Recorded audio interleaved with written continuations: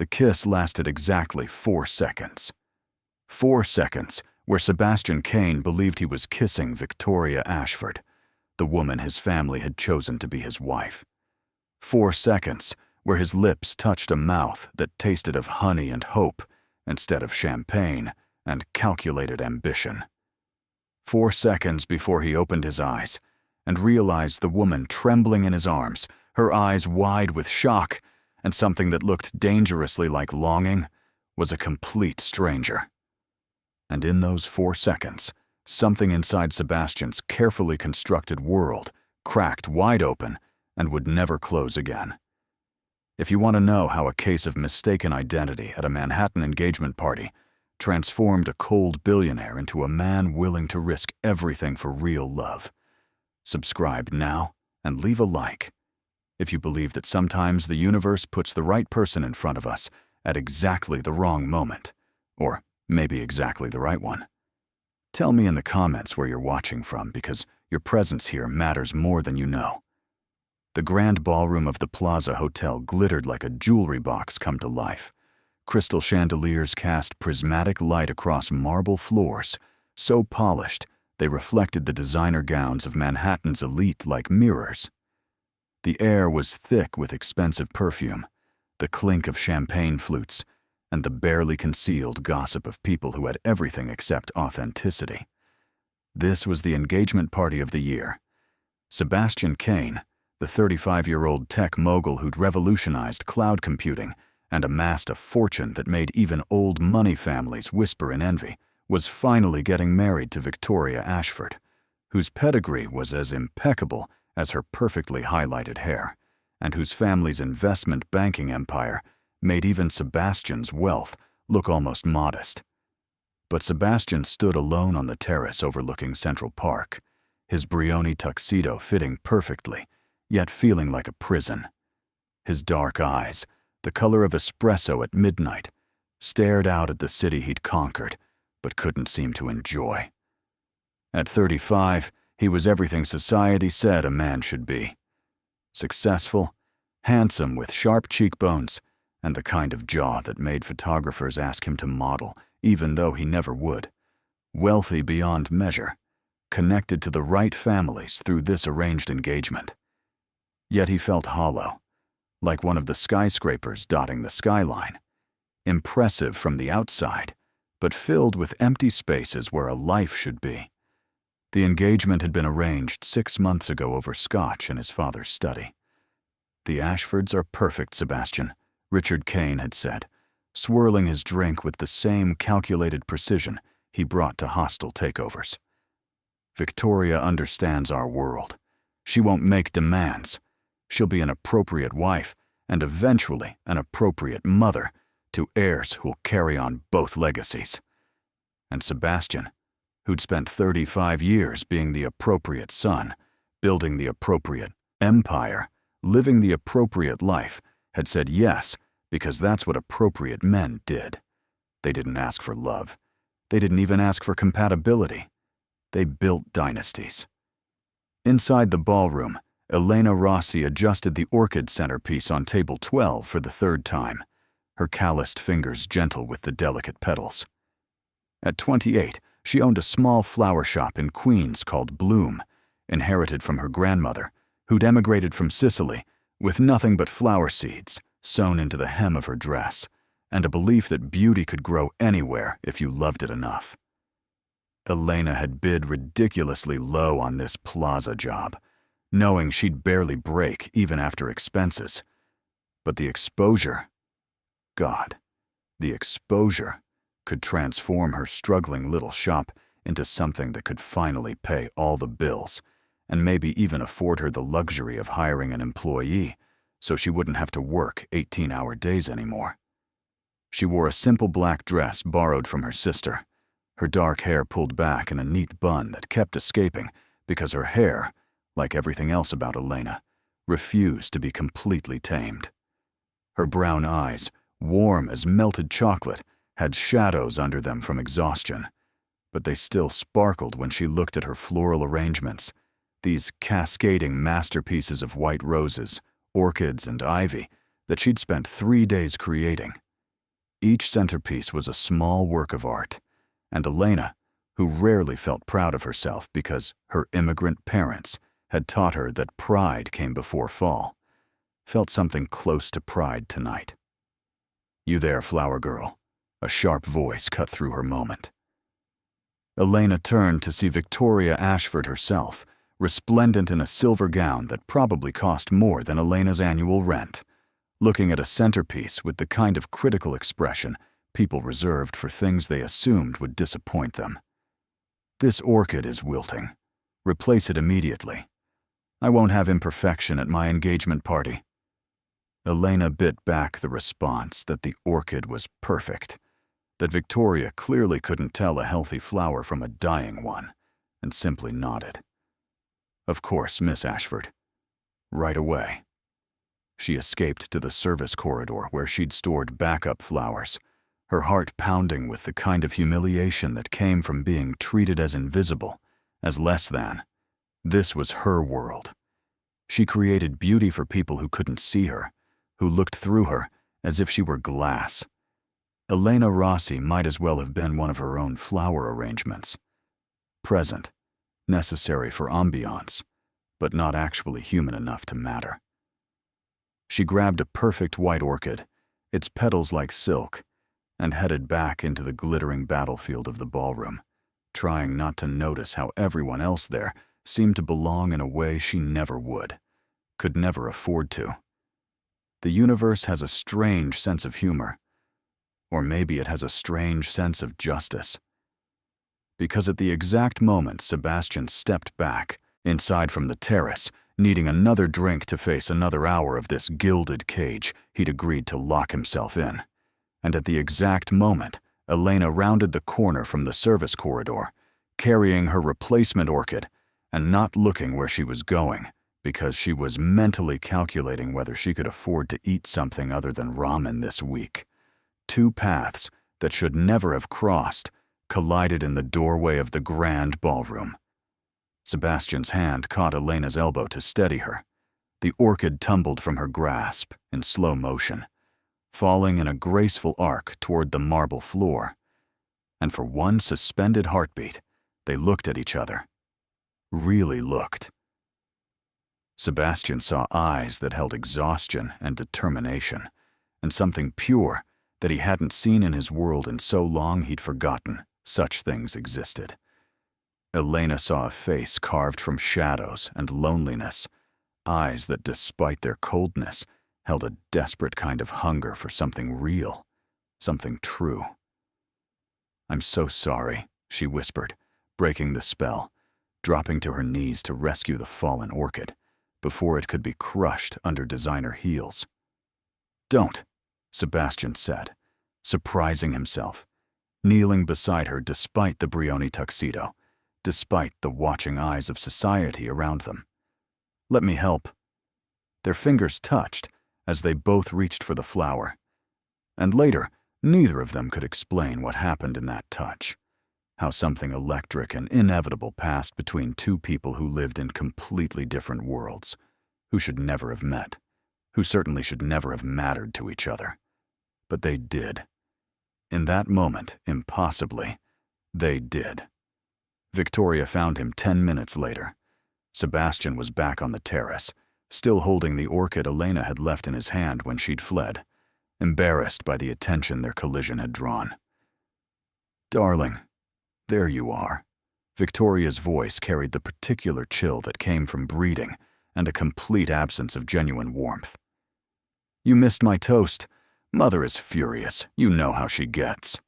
Sebastian turned, pasting on the appropriate smile, saying the appropriate apology. Victoria linked her arm through his with the possessive grip of someone who owned rather than loved, who displayed rather than connected. "Come, we need to make the rounds. The Vanderbilts are here, and the Morgensterns, and you absolutely must spend time with Father's associates from Goldman. This marriage is about alliances, Sebastian. Try to remember that." The word marriage hit him like ice water. This was his future. This beautiful, cold woman who'd never once asked him what he dreamed about, who'd never looked at him the way the flower girl had looked at him, with those eyes that seemed to see past the billions and the boardrooms into the lonely man underneath. They re-entered the ballroom together, the perfect couple, and Sebastian forced himself to focus on the role he was meant to play. Smile. Shake hands. Accept. Congratulations for an engagement that felt more like a merger than a promise of love. Make small talk with men who cared about market positions and women who cared about social positions, and no one, absolutely no one, who cared about the growing hollow feeling in his chest. That's when he saw her again. Elena was in the far corner near the orchestra, adjusting another centerpiece, and the way the light caught her profile made Sebastian's breath catch. There was something in the curve of her neck, the concentration on her face as she worked, the way her fingers moved with such care over the flowers that spoke of a kind of devotion he'd never felt for anything, except maybe his company, in the early days, before success had made it just another obligation. "Sebastian, are you listening?" Victoria's sharp tone pulled him back. "The Ashfords want to announce the wedding date. June, at St. Patrick's Cathedral. Mother has already contacted the event planners. We'll need your schedule cleared for the entire month before for various preparations." June. 4 months away. The walls closed in tighter. "Victoria," he started, not even sure what he wanted to say, just knowing that something was wrong.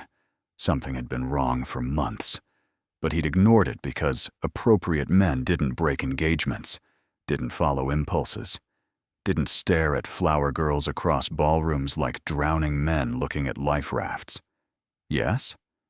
She turned to him with those ice-blue eyes that had never once looked at him with warmth, with want, with anything except calculation. "Never mind," he said, the moment of rebellion dying. "June is fine." But it wasn't fine. Nothing was fine. And as the evening wore on, as Sebastian played his role and smiled his appropriate smile and shook the appropriate hands, his eyes kept finding Elena. She moved through the crowd like a shadow, invisible to everyone except him. He watched her fix a fallen napkin, replace a dying candle, adjust a centerpiece with such gentle hands.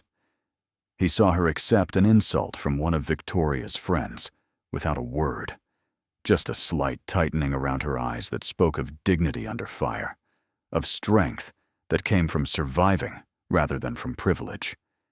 He saw her pause for just a moment near the terrace doors, looking out at the Manhattan skyline with an expression of such longing it made his chest ache. The party stretched into midnight. At some point, Victoria disappeared with her mother to discuss floral arrangements, which was ironic considering the woman who'd actually created the flowers wasn't invited to that conversation. Sebastian found himself drifting, carrying a champagne flute he hadn't touched, moving through the glittering crowd toward the service corridor where he'd seen Elena disappear. He told himself he was getting air. He told himself he was stretching his legs. He told himself he wasn't following the flutter of a borrowed black dress and the ghost of a touch that had somehow branded itself onto his hand. The service corridor was dimmer, quieter, the sounds of the party muffled by heavy doors and thick walls. Elena stood near a tall window, her forehead pressed against the cool glass, her eyes closed, taking deep breaths like someone trying to remember how to exist. "Are you all right?" Sebastian's voice made her jump, turn, press back against the window with wide, startled eyes. "Mr. Kane, I'm sorry, I needed a moment. I'll get back to work immediately." She moved to pass him, but Sebastian stepped slightly to block her path, not threatening, just desperate to keep her there for another moment, another breath, another chance to figure out why this stranger's presence made him feel more alive than he'd felt in years. "You created all of those arrangements?" he asked, gesturing vaguely toward the ballroom. "The flowers?" Elena nodded, uncertain, her hands twisting together nervously. "Yes, sir. I own a small shop in Queens. Bloom. We specialize in, well, we do events sometimes when we can get them. They're beautiful, Sebastian said, and he meant it. But he was also looking at her, at the way the dim hallway light caught the exhaustion and determination in her face, at the way she held herself with such dignity, despite the way his world had treated her all evening. You're very talented. Pink bloomed in her cheeks, and Sebastian realized with a start that she probably didn't hear genuine compliments often. Thank you, she whispered. That means thank you. They stood there in the quiet corridor, and outside the party continued without them. Victoria probably looking for him, Elena probably needed back in the ballroom, but neither of them moved. I should ask you something, Sebastian said, surprising himself. What? Your name. Elena. Elena Rossi. The name rolled off her tongue with the music of her Italian heritage, and Sebastian found himself smiling for the first time all evening. Really smiling. Not the appropriate version, but something genuine. Elena, he repeated, tasting the syllables. I'm Sebastian Kane, she interrupted softly. I know. Everyone knows. No, he said, something breaking loose in his chest. You don't know. No one knows. They know the name, the company, the portfolio, but that's not me. Elena looked at him with those melted chocolate eyes and saw something. She saw him. I see a man in a beautiful cage, she said quietly, with the kind of insight that made Sebastian's careful walls crack wider. I see someone who forgot what it feels like to want something real. What do you want, Elena? He asked, stepping closer, pulled by something he couldn't name or control. I want to go home, she admitted. I want to take off these uncomfortable shoes, eat something that isn't fancy and tasteless, and sleep for maybe a week. I want my flower shop to survive another month. I want simple things. That sounds, Sebastian's voice went rough, like the most extraordinary life I've ever heard.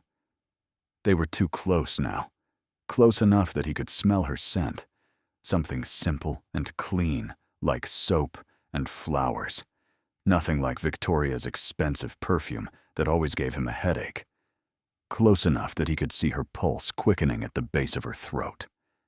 Close enough that when Elena lifted her face slightly, when her lips parted just the smallest amount, Sebastian forgot everything. He forgot Victoria. He forgot the engagement. He forgot the 500 people in the ballroom. He forgot his father's lectures about appropriate behavior. He forgot the dynasty he was supposed to build. He only remembered that he was a man who'd been starving for something real. And this woman, this beautiful, exhausted, genuine woman, was looking at him like he mattered, like he was more than his bank account, like he was worth seeing. Sebastian cupped her face with one hand, his thumb brushing across her cheekbone, giving her time to pull away, praying she wouldn't. Elena didn't pull away. She leaned into his touch like a flower to sunlight, and that small movement was all the permission Sebastian needed. He kissed her. There in the dim service corridor of the Plaza Hotel, while his engagement party raged behind closed doors, Sebastian Kane kissed a woman who wasn't his fiancée, and it felt like the first honest thing he'd done in years. Her lips were soft and unsure, trembling slightly under his, and there was an innocence in the way she kissed him back, tentative and wondering, as if this was something precious she'd never quite experienced before. Sebastian's hand slid to the nape of her neck, his fingers tangling in the hair that was escaping from its neat bun, and he deepened the kiss, pouring into it all the loneliness and longing he'd never allowed himself to acknowledge.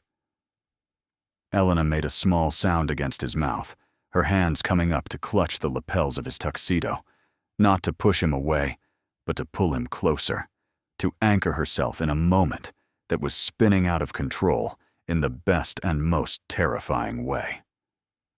Time stopped meaning anything. The 4 seconds stretched into eternity, and in that eternity, Sebastian felt something click into place, some missing piece of his soul that he didn't know had been lost until this impossible woman appeared carrying orchids and wearing borrowed dresses and looking at him like he was human. Then reality crashed back. A door opened somewhere behind them. Light and sound spilled into their hidden corridor. Sebastian pulled back, his hand still on Elena's face, his forehead resting against hers, both of them breathing hard, both of them changed. Elena started, but her voice broke. "I thought you were—" "Who?" Sebastian whispered, confused, not wanting to move away but knowing he had to, knowing this moment was ending, knowing it would cost them both. "Your fiancé," Elena choked out, tears suddenly streaming down her face as understanding hit her. I saw you two together. I thought you mistook me for her in the dark. I thought—" The words landed like blows. Sebastian stepped back, his hands falling to his sides, the full weight of what he'd done crashing over him. He'd kissed her, thinking she was— No, that was wrong. He'd kissed her knowing she wasn't Victoria, wanting her precisely because she wasn't Victoria, because she was real and warm and genuine in ways his fiancée would never be.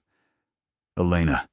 "No," he said urgently, reaching for her again, but she backed away, wiping at her eyes, looking devastated and humiliated and so achingly beautiful it hurt to look at her.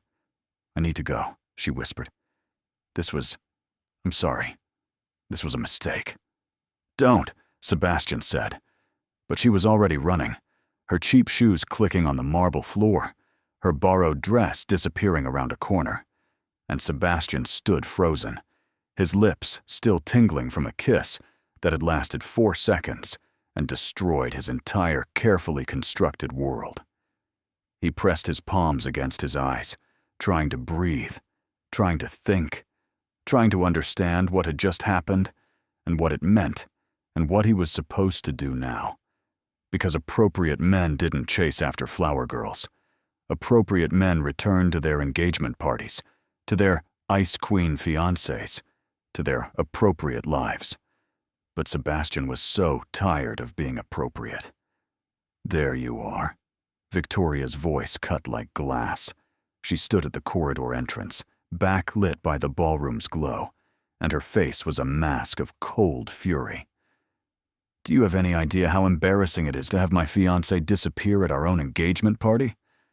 Sebastian looked at her, really looked at her, maybe for the first time since his father had arranged this match. She was beautiful in the way diamonds were beautiful, cold and hard and perfect and completely without warmth. How had he never noticed that? How had he agreed to spend his life with a woman who made him feel more alone than being actually alone? "Victoria, we need to talk," he heard himself say, and some part of him that was still appropriate, still rational, screamed that this was wrong, this was insane. You didn't blow up your entire life over a 4-second kiss with a stranger. But another part of him, a part that had been silent for so long he'd forgotten it existed, whispered that maybe insanity was spending your life with someone who never made your heart beat faster, who never looked at you like you mattered, who never kissed you like Elena had kissed him, like he was something precious and overwhelming and real. "Talk?" Victoria's laugh was brittle. "We'll talk tomorrow. Right now, you need to get back in there and fix this. The Morgensterns are asking questions. Your absence has been noted." "Let them ask," Sebastian said quietly, and Victoria's eyes widened because this wasn't appropriate behavior. This wasn't the pliant man she'd agreed to marry. "Sebastian, I don't know what's gotten into you, but I kissed someone," he interrupted, the words tumbling out before he could stop them, before appropriate could reassert control. "Just now, in the corridor. I kissed someone who wasn't you." The silence that followed was absolute. Victoria stared at him as if he'd suddenly started speaking a foreign language. Then her face transformed, not into hurt, because Sebastian realized with a sinking sensation that she didn't care about him enough to be hurt, but into rage at the social embarrassment, at the threat to her perfect image. "You what?" Her voice was a hiss. "Who? Who would dare?" "It doesn't matter who," Sebastian said, though Elena's name was burned into his brain. "What matters is that I felt something when I kissed her. Something I've never felt with you. Something real." "Real?" Victoria laughed again, high and sharp. "You're willing to throw away everything, our family's alliance, your reputation, your appropriate place in society, for something real with, what, some random woman at a party?" "Maybe," Sebastian said, and the word hung between them, honest and terrifying. "Maybe I am." "Then you're a fool," Victoria said coldly, "and this engagement is over. I won't be humiliated by a man who's having some kind of midlife crisis with the help. Expect to hear from my lawyers about the financial arrangements." She turned in a swirl of silver silk and stalked back into the ballroom.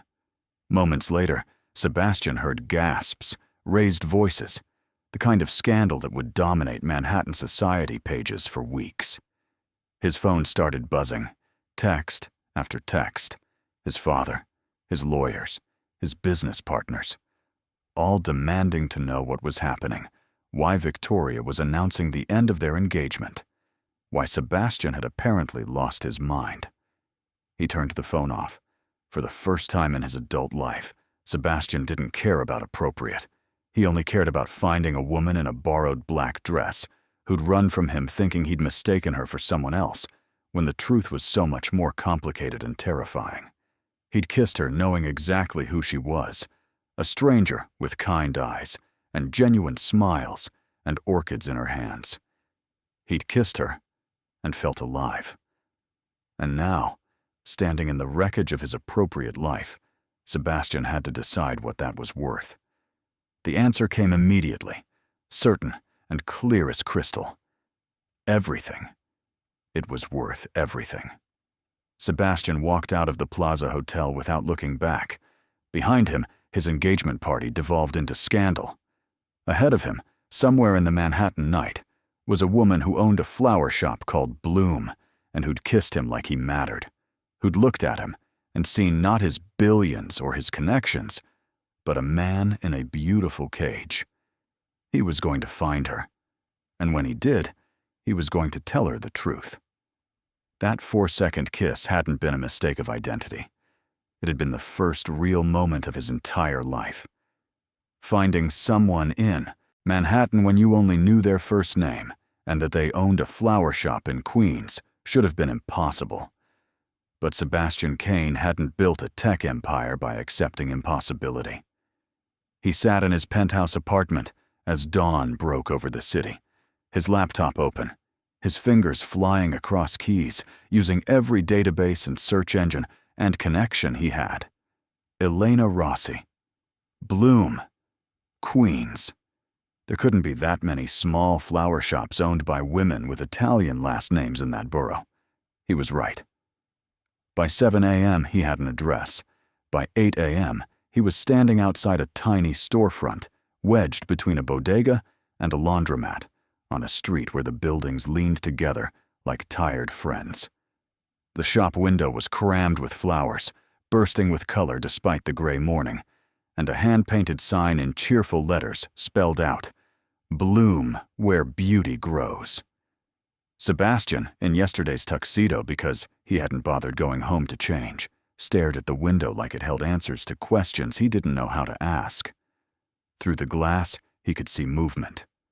Her. Elena, wearing jeans and an oversized sweater, her hair in a messy ponytail, moving between buckets of flowers with those careful hands, arranging and trimming and creating beauty from stems and petals. He knocked. She looked up, and their eyes met through the glass. Sebastian watched emotions flash across her face. Surprise, then recognition, then something that looked like pain before she quickly looked away, pretending she hadn't seen him. He knocked again, harder. "Elena, please," he called through the door. "I need to talk to you."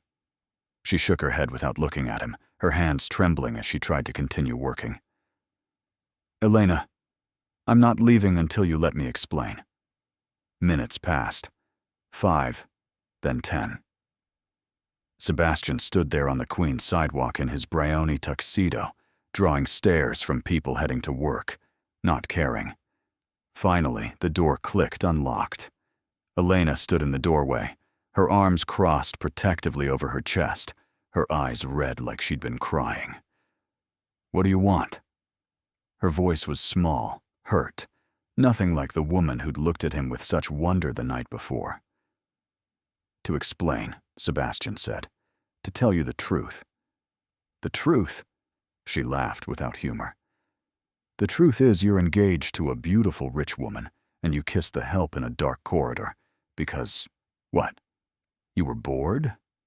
Because you could? And I was stupid enough to think. For 4 seconds, I was stupid enough to think."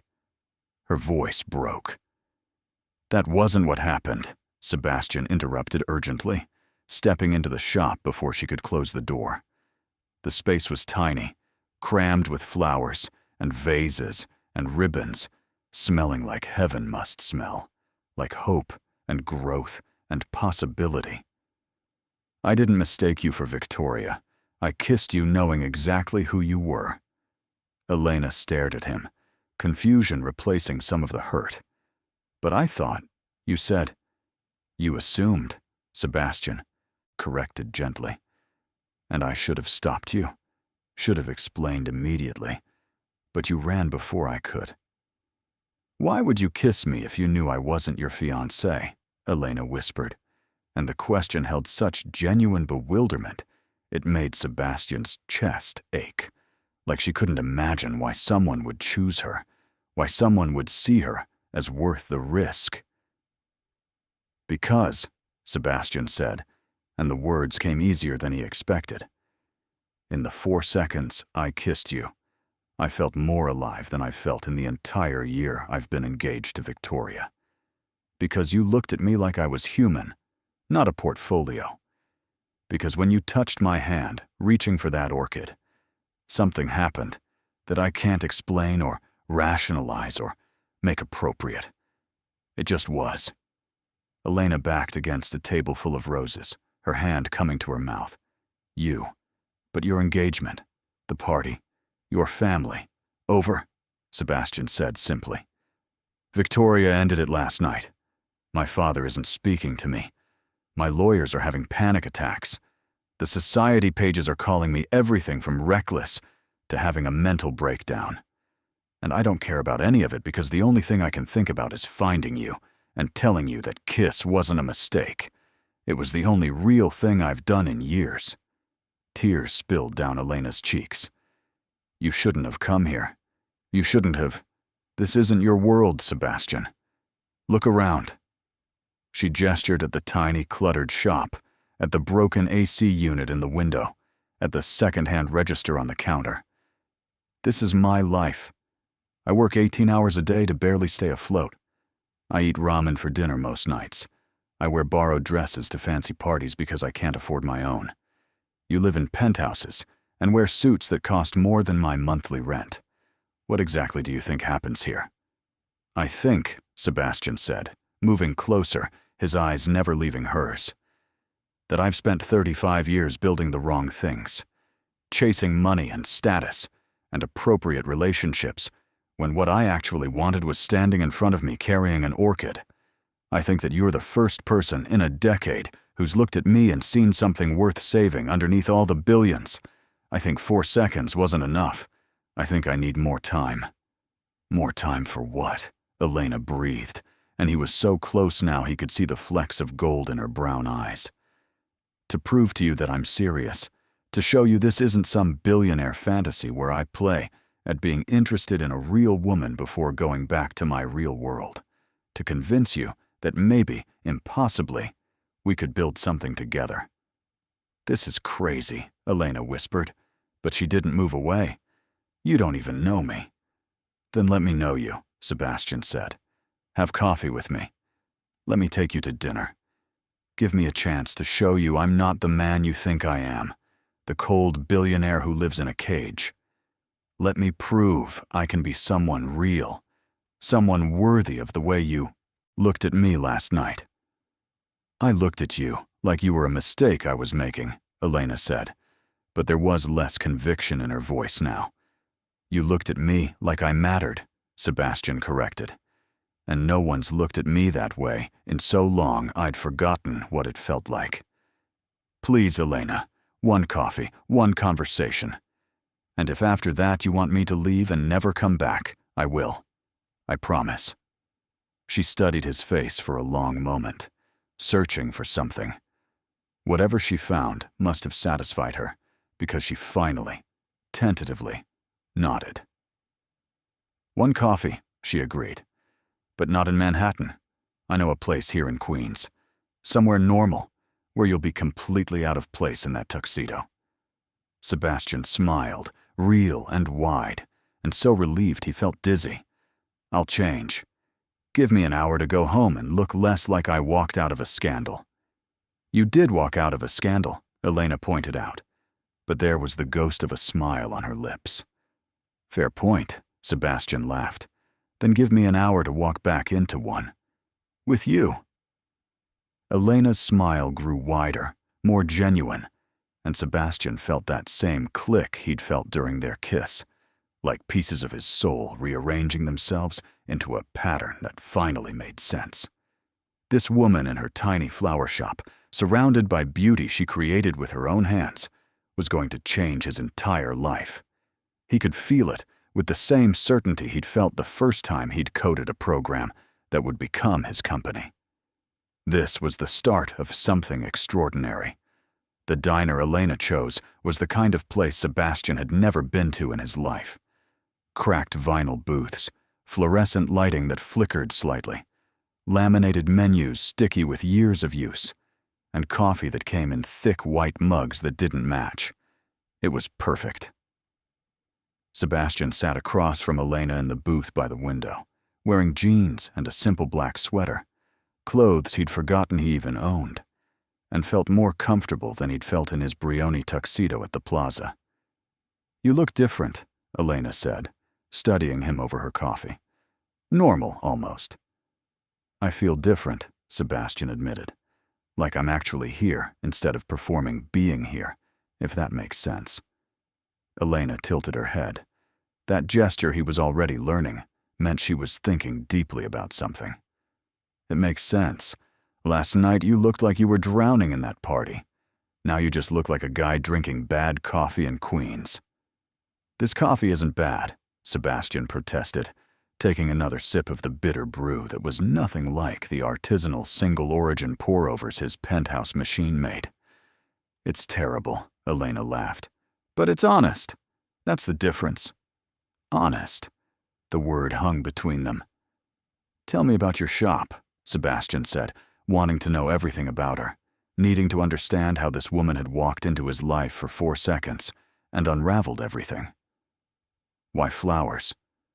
Elena wrapped both hands around her mug, and Sebastian noticed the calluses on her fingers, the evidence of work, real work, not pushing papers or clicking keyboards, but creating things with her own hands. "My nonna," she said softly. "My grandmother. She came from Sicily with nothing except flower seeds. She said beauty was the most important thing we could give the world because ugliness grows on its own, but beauty has to be tended." "She sounds wise," Sebastian said.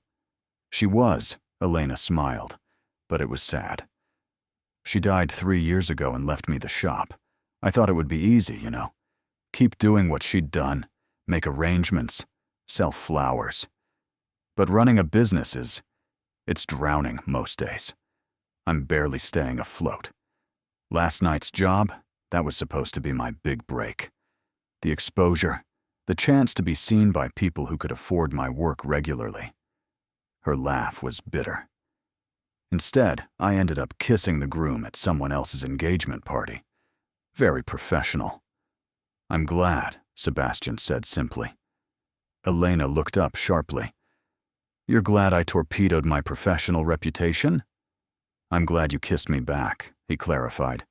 I'm glad you didn't slap me, which honestly I would have deserved. I'm glad that of all the corridors in all the hotels in Manhattan, you rounded that corner at that moment, carrying that orchid. That's very Casablanca of you, Elena said, but she was smiling again. I've never seen Casablanca, Sebastian admitted. I've built a tech empire, but I've never seen most classic movies, never learned to cook, never just, I don't know, lived. What do you do for fun? Elena asked. Sebastian had to think about it. Work, he finally said. I work. That's not fun. That's just more work. What do you do for fun? He countered. Elena bit her lip. I work too. But sometimes I go to the botanical gardens in Brooklyn, just to look at the flowers, to see what's possible when you have unlimited resources and space.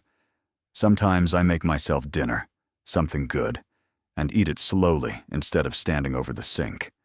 Sometimes I call my parents and sister and just talk about nothing important. Small things, I guess. My life is very small.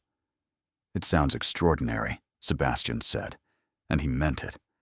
You sound lonely, Elena replied, with that devastating insight.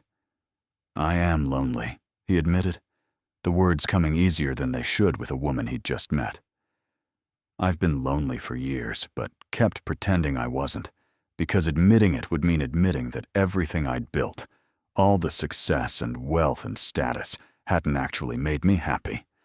That I'd optimized my entire life for the wrong variables. Elena reached across the table and placed her calloused hand over his. The touch was simple, nothing like the electric charge of their kiss, but it was grounding, real. What would make you happy? She asked. Sebastian looked at their hands, at the evidence of her work life and his keyboard warrior existence, at how they didn't match, but somehow fit. This, he said quietly. Sitting in a diner with terrible coffee talking to someone who sees me. Building something that matters instead of something that makes money. Finding out what I actually want versus what I was told to want. Those are big changes, Elena said. What if you regret them? What if a month from now you realize you threw away your perfect life for, what? An idea of something different. Victoria wasn't perfect, Sebastian said. She was appropriate, and I'm so tired of appropriate I could scream. You know what I did after I left the plaza last night? Elena shook her head. I walked, for hours, all the way from Midtown to Brooklyn and back. I watched the city wake up, saw people heading to early shifts, opening shops, walking dogs, living actual lives.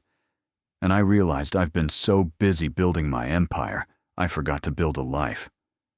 So you want to slum it with the flower girl? Elena's voice had an edge. See how the other half lives before going back to your penthouse? Don't, Sebastian said urgently, gripping her hand tighter. Don't make this cynical. I'm not here because I'm bored, or curious, or having a crisis. I'm here because when I kissed you, something fundamental shifted. You made me want things I didn't know I was allowed to want. You made me feel seen. And maybe this is crazy. Maybe it's too fast. Maybe we're from different worlds. But can we at least try? Can we see if what I felt in those 4 seconds was real or just desperation? Elena studied his face for a long moment. I'm scared, she finally admitted. You're Sebastian Kane. You could have anyone. Why would you want me beyond the novelty? I'm not sophisticated or polished or connected. I'm just me. And eventually you'll realize that. And this will end badly. And I'll be left with a broken heart and probably a ruined reputation and— Breathe, Sebastian interrupted gently. Just breathe. I can't promise this works. I can't promise we're compatible long term. But I can promise I'm not here for novelty. I'm here because you're the first real thing I've encountered in a decade. The waitress refilled their coffee, breaking the moment. Elena pulled her hand back, wrapping it around the warm mug again. "If we're going to try this," she said carefully, "we do it right. Not you buying me things or solving my problems with money. Not you playing at being normal while keeping one foot in your old world. Actually real. Equal. Or it doesn't work." "Equal," Sebastian repeated. "I don't know how to do equal. I've spent my entire adult life in power dynamics, where I had all the power." "Then you'll learn," Elena said simply. "Because I won't be someone's charity case, or pet project, or proof that you can be a good person. I'm a person, Sebastian, with my own dreams and problems and pride. And if you can't respect that, if you can't see me as an equal, despite the different bank accounts, then this ends now, before anyone gets more hurt." The words should have offended him. In his old world, people didn't talk to Sebastian Kane that way. They deferred, they agreed, they accommodated. But sitting in this sticky booth, drinking terrible coffee, all Sebastian felt was respect and something that might have been the beginning of love. "Teach me," he said. "Show me how to be equal. Show me how to live a real life. I promise I'm a fast learner." Elena smiled, really smiled, and Sebastian felt like he'd won something more valuable than any business deal. "Okay," she said. "Let's try." They stayed in that diner for 4 hours, talking about everything and nothing. Elena told him about growing up in an immigrant family, about the pressure to succeed, about choosing flowers over the practical degrees her parents wanted. Sebastian told her about the loneliness of being groomed for success from childhood, about a father who saw emotions as weakness, about building an empire that felt increasingly empty. They argued about coffee. He maintained it wasn't that bad. She laughed at him. About the best pizza in Queens. She was passionate about a place called Rosario's. He promised to try it. About whether Manhattan or Brooklyn had better views. A draw, they decided. And slowly, carefully, like flowers opening to sunlight, they began to see each other. Not billionaire and flower girl, not different worlds colliding, just Sebastian and Elena, two lonely people who'd found each other in a corridor and kissed for 4 seconds and decided, impossibly, to try for more. The first real date happened 3 days later. Sebastian had wanted to take Elena somewhere impressive, somewhere that would show her he was serious, but she'd vetoed every expensive restaurant he suggested. "I want to see your city," she'd said, "the version you've been missing. Take me somewhere normal." People go on first dates, so he took her to a comedy club in the West Village, a tiny basement venue where the ceiling was low and the drinks were cheap and the comics were hit or miss, but the atmosphere was electric with possibility.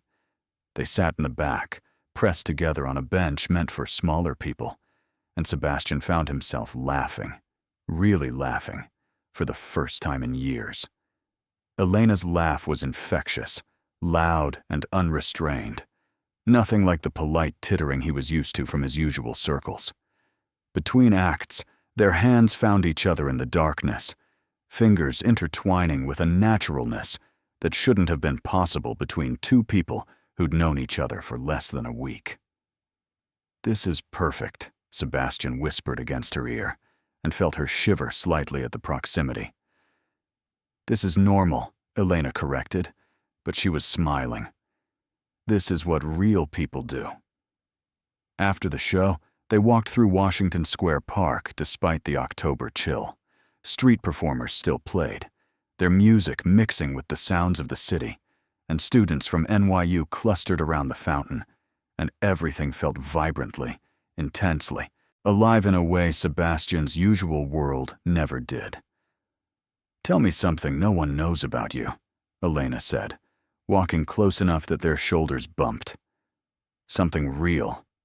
Sebastian thought about it. "I hate coding now," he finally admitted. "I used to love it. the elegance of it, the way you could build something from nothing. But now my company is so big I don't code anymore. I just sit in meetings and make strategic decisions and watch my net worth grow. And I remember why I started and how far I've strayed from it. So do something about it, Elena said simply. What? Do something about it. You're Sebastian Kane. You can do anything you want. If you hate what your company has become, change it. Step back. Hire someone to run the boring parts. Do the coding you love. It's not that simple, Sebastian protested. Why not? Elena challenged. Because you have obligations. Because people expect things from you. Because it's not appropriate. Those sound like excuses. Her bluntness should have stung, but instead it felt like fresh air. You're right, he said slowly. They are excuses. Your turn, Sebastian said. Tell me something real. Elena was quiet for a long moment, watching the fountain, the light catching her profile in a way that made Sebastian's breath catch. I'm terrified, she finally said. Of what? Of this. Of you. Of wanting something I can't afford to lose. I've spent my whole life being practical, being careful, keeping my heart protected, because losing my Nana destroyed me, and I couldn't afford to fall apart. And then you kissed me, and everything I'd carefully built started crumbling. And now I'm standing in Washington Square Park with a billionaire who says he wants to be real, but I don't know if that's possible. Sebastian stopped walking, turning to face her fully. Around them, the park continued its evening rhythm, but they stood still, a pocket of quiet in the chaos. I'm terrified too, he admitted. I've never done this before, actually cared about someone, actually risked something that matters. With Victoria, there was no risk because there was no real feeling. But you, Elena, you could actually hurt me. You could look at me one day and decide I'm not worth the complication, that the different worlds are too different, and that would break something I didn't know could still break. So what do we do? Elena whispered. We'd be terrified together, Sebastian said, cupping her face with both hands, his thumbs brushing away tears that had started to fall without her noticing. We take it one day at a time. We're honest, even when it's hard. We don't make promises we can't keep, but we promise to try. And we see if 4 seconds can turn into something longer. I want to kiss you again, Elena admitted, her voice trembling. I've wanted to kiss you again since you walked into my shop.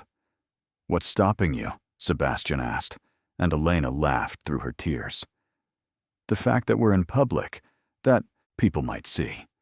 That tomorrow there might be pictures of you kissing the flower girl who ruined your engagement, and Sebastian kissed her. Right there in Washington Square Park, with students and tourists and street performers around them, with absolutely no care for who might see or what they might say. He kissed her slowly this time, not the desperate passion of their first kiss, but something deeper, more intentional. A promise that this was real, that she mattered, that he was choosing this, choosing her. Elena melted into him, her arms wrapping around his neck, kissing him back with the same slow intensity. When they finally pulled apart, breathless and smiling, Sebastian rested his forehead against hers. Let them take pictures, he murmured. Let the whole city know I'm kissing the most extraordinary woman I've ever met. You're going to ruin me, Elena said, but she was laughing. Promise? Promise, she whispered back. They walked for hours more that night, through Greenwich Village and up toward Chelsea, holding hands and talking and stealing kisses on empty street corners. Sebastian learned that Elena sang to her flowers when she arranged them, that she'd never left New York State, that her favorite food was her mother's pasta carbonara, that she dreamed of one day having a shop big enough to host classes, to teach other people the art her grandmother had taught her. Elena learned that Sebastian had wanted to be a musician as a child before his father crushed that dream, that he'd never had a pet because his childhood home was too formal and cold for animals, that he'd learned to code in secret as a teenager because it was the only thing that was completely his, that underneath the billions and the businessman exterior was someone who just wanted to matter to someone. "Come to Sunday dinner," Elena said, as they finally headed toward her apartment in Queens, Sebastian having insisted on seeing her home safe. "What?" "Sunday dinner, at my parents' house. It's a tradition. The whole family comes. It's loud and chaotic. And my mother will absolutely interrogate you. And my father will try to determine if you're worthy, and my sister will make fun of me endlessly. But if we're doing this, if we're actually trying this, then you need to meet them. You need to see where I come from." The invitation made Sebastian's chest tight. His own family dinners had been formal affairs, silent except for discussions of business and politics, his father presiding like a stern judge. The idea of loud and chaotic and a mother who cared enough to interrogate sounded like heaven. "I'd be honored," he said sincerely. "But you should warn them. I've never had a girlfriend bring me home before. Victoria and I never did that kind of thing. I might be terrible at it." "You'll be fine," Elena assured him, though her smile was slightly nervous. "Just be yourself. The real self, not the billionaire self." They reached her building, a pre-war walk-up with a broken buzzer and graffiti on the front steps. Elena's apartment was on the 4th floor, and Sebastian walked her up despite her protests that he didn't need to. At her door, a scuffed blue thing with a peephole and 3 different locks, they paused. "Thank you for tonight," Elena said, "for being normal with me." "Thank you for showing me what normal could be," Sebastian replied, "for making me want it." They kissed again, softer this time, a goodnight kiss that held promises and questions and the fragile hope of 2 people building something real from nothing but 4 seconds of mistaken identity and the courage to try. When Sebastian finally left, walking back down the 4 flights and out into the Queen's night, he pulled out his phone for the first time in hours. 73 missed calls, hundreds of texts, his father, his lawyers, his board members, all demanding to know what he was doing, where he was, why he'd disappeared. Sebastian smiled and turned the phone off again. Let them wonder. For the first time in his life, he had something more important than business. He had Elena, and he was going to fight for this, for her, for them, with everything he had. Sunday dinner at the Rossi household was organized chaos, wrapped in warmth and the smell of tomato sauce that had been simmering since dawn. Sebastian stood on the front steps of the modest row house in Astoria, holding a bottle of expensive wine that Elena had told him was completely wrong for the occasion, but he'd brought anyway because he needed something to do with his hands. "Ready?" Elena asked, squeezing his hand. She looked different today, softer in a sundress despite the cool weather, her hair loose around her shoulders. And Sebastian had spent the entire train ride here. She'd insisted on the subway. No cars, no drivers, just normal transportation, trying not to stare at her like a teenager with his first crush. "No," he admitted honestly, "but let's do it anyway." The door flew open before Elena could knock, revealing a tiny woman with steel gray hair pulled back in a bun, wearing an apron covered in flour and tomato sauce, her dark eyes sharp and assessing as they landed on Sebastian. "Mama," Elena said, kissing her mother's cheek. "This is Sebastian." "Sebastian?" "My mother. Maria Rossi."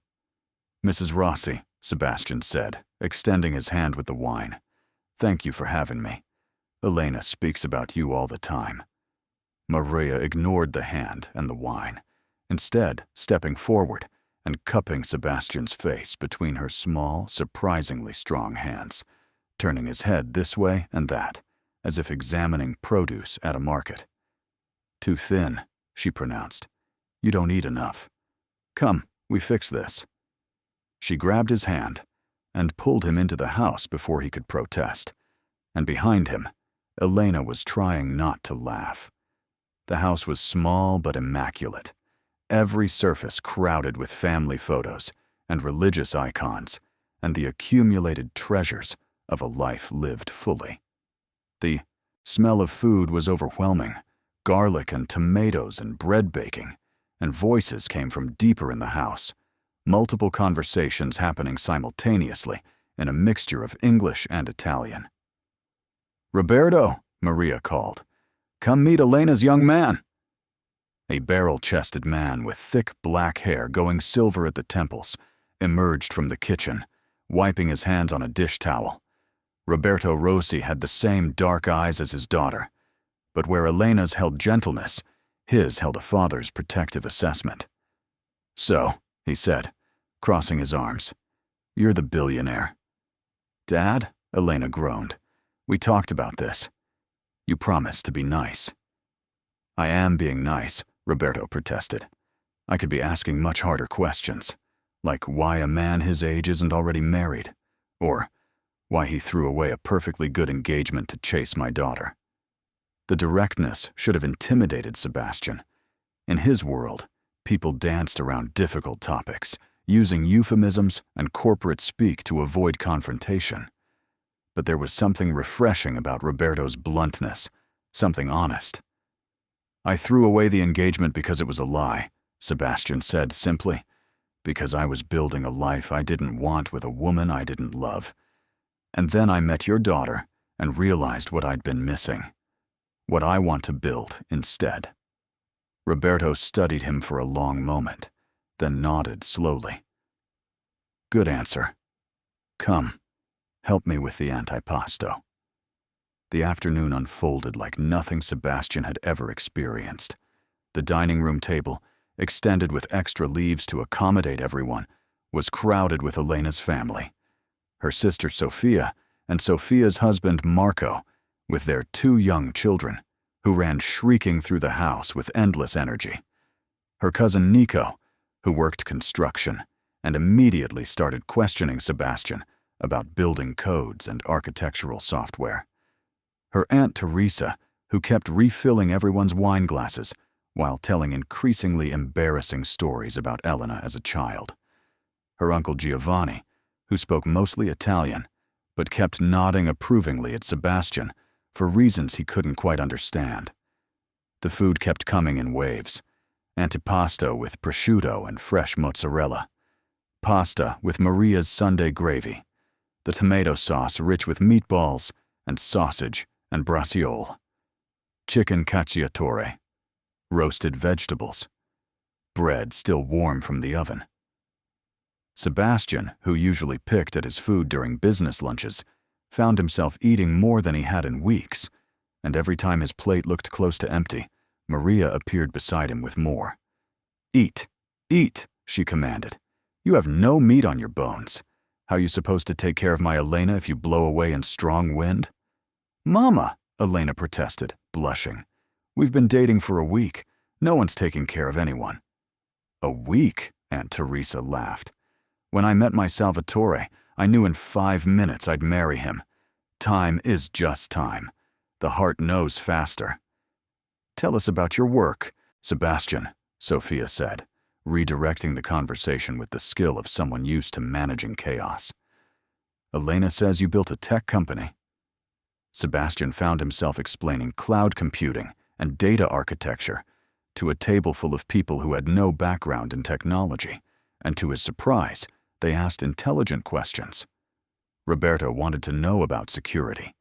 Marco wanted to know about applications for small businesses. Even the children listened, 8-year-old Isabella asking if computers could think like people, and Sebastian spending 10 minutes explaining AI in terms she could understand. "You're good with children," Maria observed approvingly. "You have any?" The question landed heavily. Sebastian shook his head. No. No. I've never really thought about it. My life hasn't had room for that kind of thing. Your life or your life before Elena? Roberto asked pointedly. Before Sebastian could answer, Elena's nephew Antonio spilled grape juice across the tablecloth, and chaos erupted with everyone jumping up to help, and the moment passed. But later, as Sebastian helped clear plates, Roberto appeared beside him at the sink. You're serious about my daughter, he said. It wasn't a question. Yes, sir, Sebastian replied. I know this is fast. I know it probably looks crazy from the outside. But I've never been more serious about anything. She's been hurt before, Roberto said quietly. Not by men, by life. Lost her grandmother who was everything to her. Struggled with the shop. Worked herself almost to death trying to prove she could make it. She doesn't need someone who's going to play at loving her because it's novel or exciting or different from his usual world. She needs someone who stays. The words hit Sebastian hard because they echoed his own fears. I'm not playing, he said firmly. I'm terrified, actually, because I've never cared about someone like this before. I've never had something this real to lose. But I want to stay, Mr. Rossi. I want to build something permanent with your daughter, if she'll let me. Roberto studied him for another long moment, then clapped him on the shoulder hard enough to make Sebastian stumble. Good. You hurt her, and I know people. He said it with a smile, but there was steel underneath, and Sebastian respected that. A father protecting his daughter. Something Sebastian's own father had never done, too busy grooming him for business to actually care about his happiness. Dessert was tiramisu and sfogliatelle, and espresso so strong it could wake the dead. And more stories and laughter, and the kind of comfortable chaos Sebastian had always assumed only existed in movies. As the afternoon stretched into evening, he found himself relaxing in ways he hadn't known he was tense. When Antonio climbed into his lap, asking him to explain more about computers, Sebastian held the little boy carefully and felt something shift in his chest. When Maria served him a third helping of tiramisu despite his protests, insisting he needed fattening up, Sebastian felt cared for in a way his own mother never had. When Sophia pulled out old photo albums showing Elena as a gap-toothed child covered in dirt from helping her grandmother plant flowers, Sebastian fell a little more in love. As they prepared to leave, Maria pulled Sebastian aside, her small hands gripping his arm with surprising strength. You seem like good boy, she said. Lonely boy, but good. My Elena, she has big heart. Too big sometimes. She gives and forgets to save anything for herself. You take care of that heart. You understand. You treasure it. Because hearts like hers, they don't come around often. I understand, Mrs. Rossi, Sebastian said, his voice rough with emotion.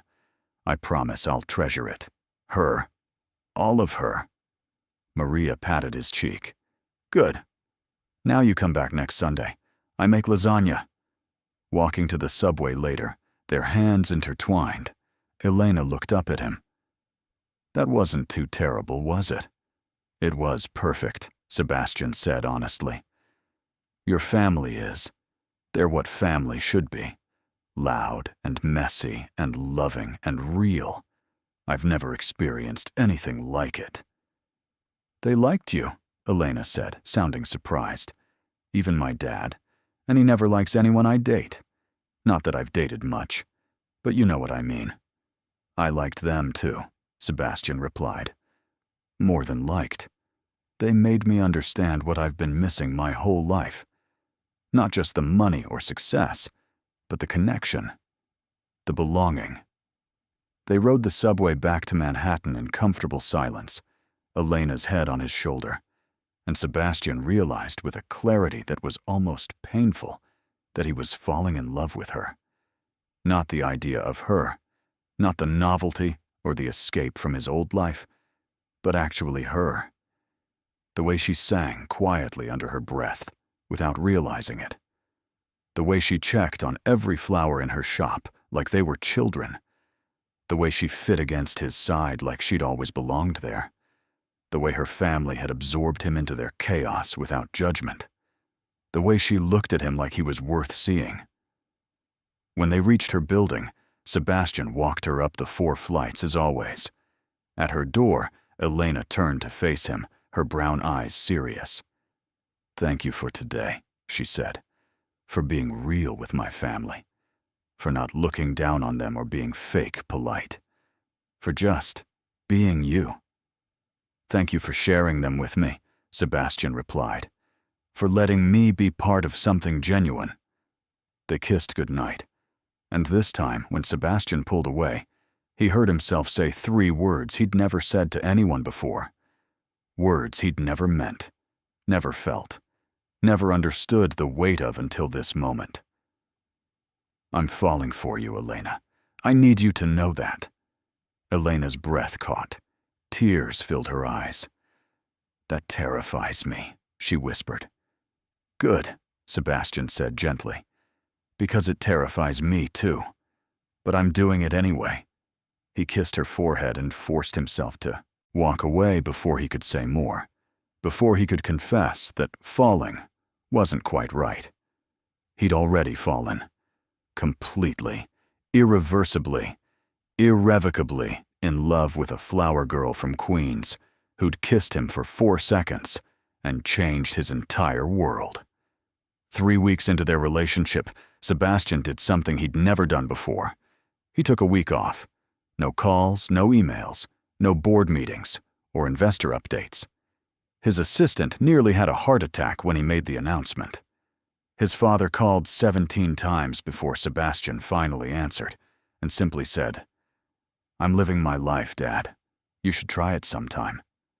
Then he hung up and turned his phone off for real this time, not just ignoring it, but actually powering down. Elena had been skeptical when he'd suggested they spend the week together, truly together, exploring the city like tourists. "I can't take a week off," she'd protested. "The shop." "Close it," Sebastian interrupted. "Or hire someone to run it for the week. Let me pay for—" "No," Elena cut him off firmly. "We talked about this. You don't solve my problems with money." They'd compromised. Elena had called in her sister Sophia, who had experience with floristry, and jumped at the chance to run Bloom for a week. And Sebastian, true to his word, hadn't offered money, just helped Elena train Sophia on the complicated special orders and the temperamental walk-in cooler. Their week began on Monday morning with breakfast at a tiny bakery in the East Village, the kind of place where pastries were made fresh at 4 a.m. and coffee came in paper cups.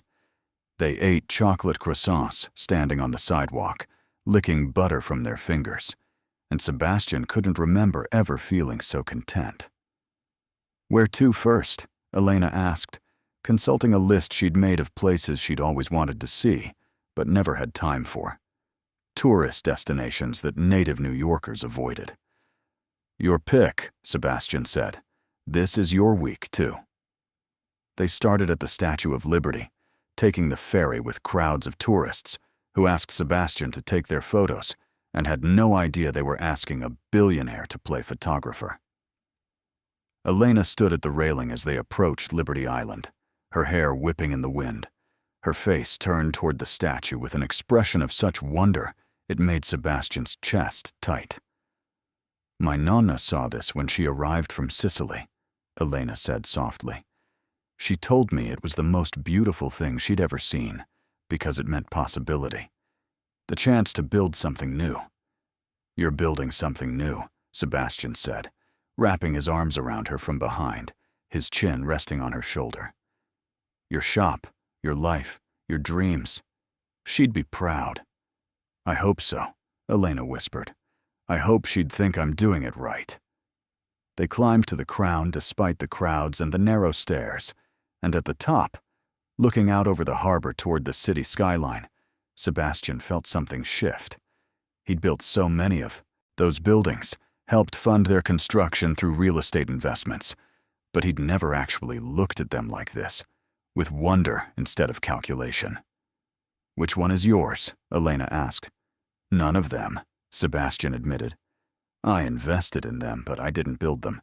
I made money, but I didn't create anything with my own hands. Not like you do with your flowers. You create beauty that lives and breathes and makes people happy. I just moved money around and called it success."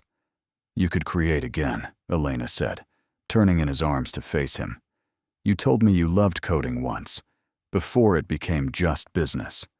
Why not go back to that? Build something because you want to, not because it makes money?"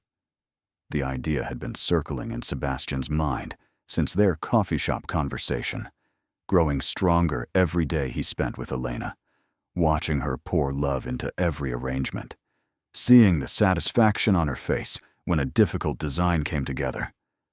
"Maybe I will," he said slowly.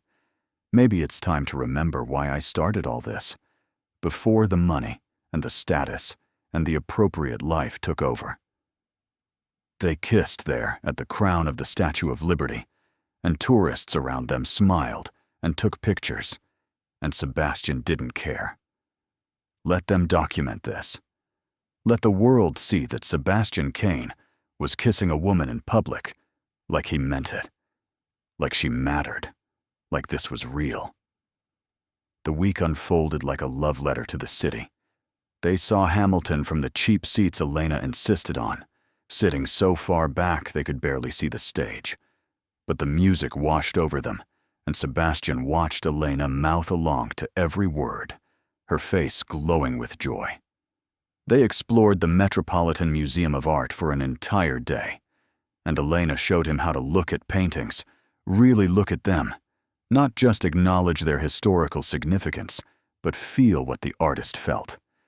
They ate their way through Chelsea Market, trying every sample and rating them all, and Sebastian discovered he had opinions about cheese he'd never known existed. They walked the High Line at sunset, the old elevated railway transformed into a garden floating above the streets, and Elena knew the name of every plant they passed, explaining their growing seasons and care requirements with the passion of someone who truly loved what they did. They took the Staten Island ferry back and forth 3 times just to see the skyline from the water, standing at the railing like teenagers, stealing kisses between photo opportunities. They explored the cloisters in Fort Tryon Park, the medieval art and architecture transported stone by stone from Europe, and Sebastian watched Elena's face as she studied the gardens, mentally cataloging plants she wanted to try growing. They found a tiny jazz club in Harlem where the music was so good it hurt, where the singer's voice carried generations of pain and joy, and Sebastian held Elena close as they swayed to music that made them both cry, for reasons they couldn't explain. Every night they returned to Sebastian's penthouse, which Elena had been hesitant about entering at first, intimidated by the wealth on display. But slowly she'd grown comfortable there, rearranging his sterile furniture into something warmer, filling empty spaces with flowers from her shop, teaching him to cook simple meals in his restaurant-quality kitchen that had never been used. "This place could be beautiful," she'd said one night, looking around at the museum-like perfection, "if you let it be a home instead of a showroom."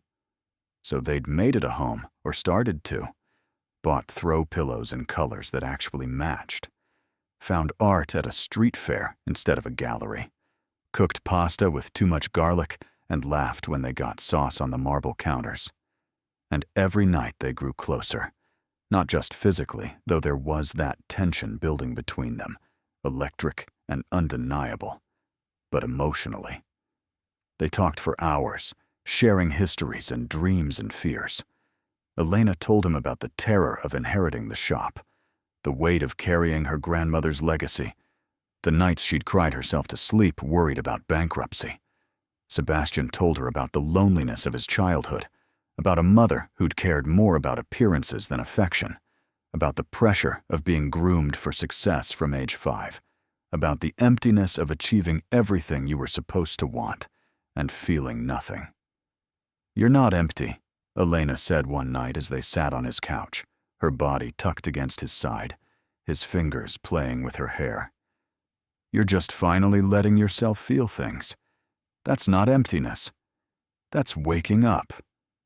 "It hurts," Sebastian admitted, "feeling this much, wanting this much, caring this much. I don't know how to do it." "You're doing it right now," Elena said, tilting her face up to look at him. "You're doing it by being here, by being honest, by letting yourself be vulnerable. That's all any of us can do." Sebastian kissed her then, soft and deep, and felt the now familiar spark ignite between them.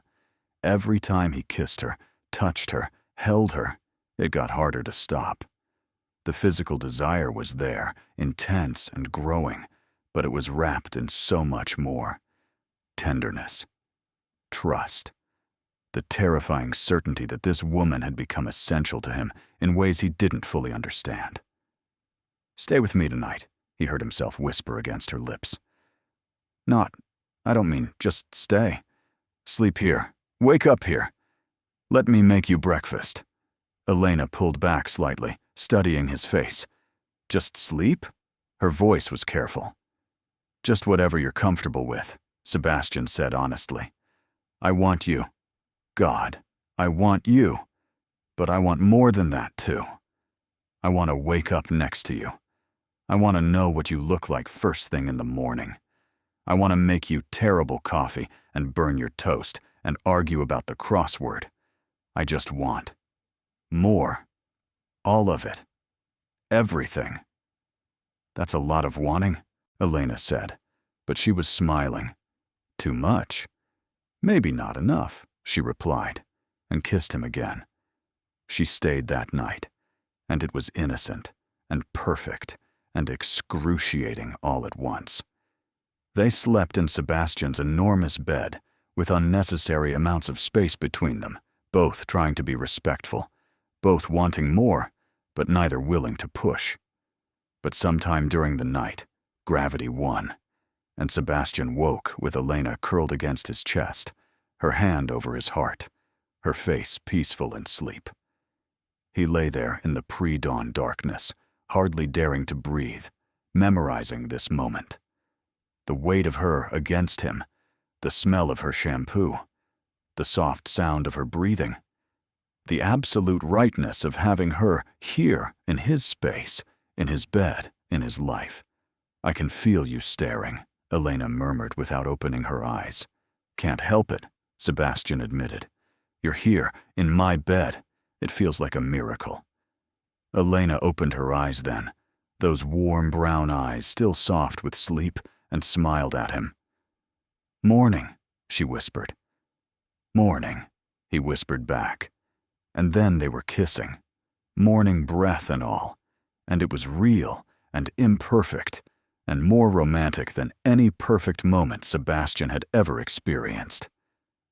They stayed in bed for hours, just talking and touching and existing together. And Sebastian thought this was what he'd been missing. This intimacy that went beyond physical. This connection that made him feel less alone. On the last day of their week together, Elena took Sebastian to the Brooklyn Botanical Gardens. It was her favorite place in the city, she'd told him. The place she came when she needed to remember why she'd chosen flowers, why beauty mattered. They wandered through acres of carefully tended gardens, and Elena named every plant, told him their stories and their needs. In the rose garden, she stopped in front of a particular bloom, deep red and full. "This is my favorite," she said softly. "The Mr. Lincoln rose. It's hardy and strong, but needs careful attention. It blooms late, but when it does, the fragrance is incredible. Smells like everything a rose should be." Sebastian stood behind her, his arms around her waist, and breathed in the scent of roses and Elena's perfume and possibility. "Thank you for this week," he said against her hair. for showing me how to actually live, for making me want things I didn't know I was allowed to want.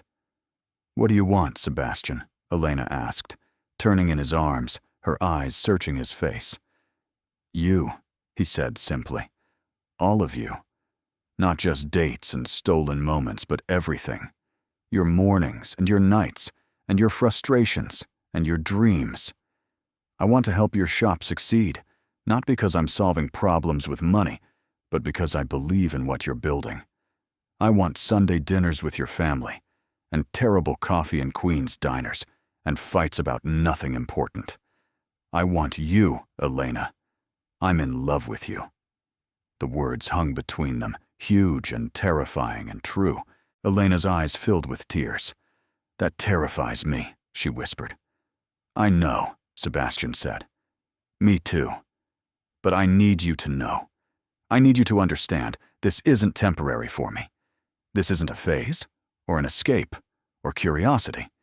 This is me falling completely, irreversibly in love with you, and hoping, terrified, but hoping, that maybe you might feel even a fraction of this for me too. Elena pressed her palms to his chest, right over his heart that was beating too fast, too hard.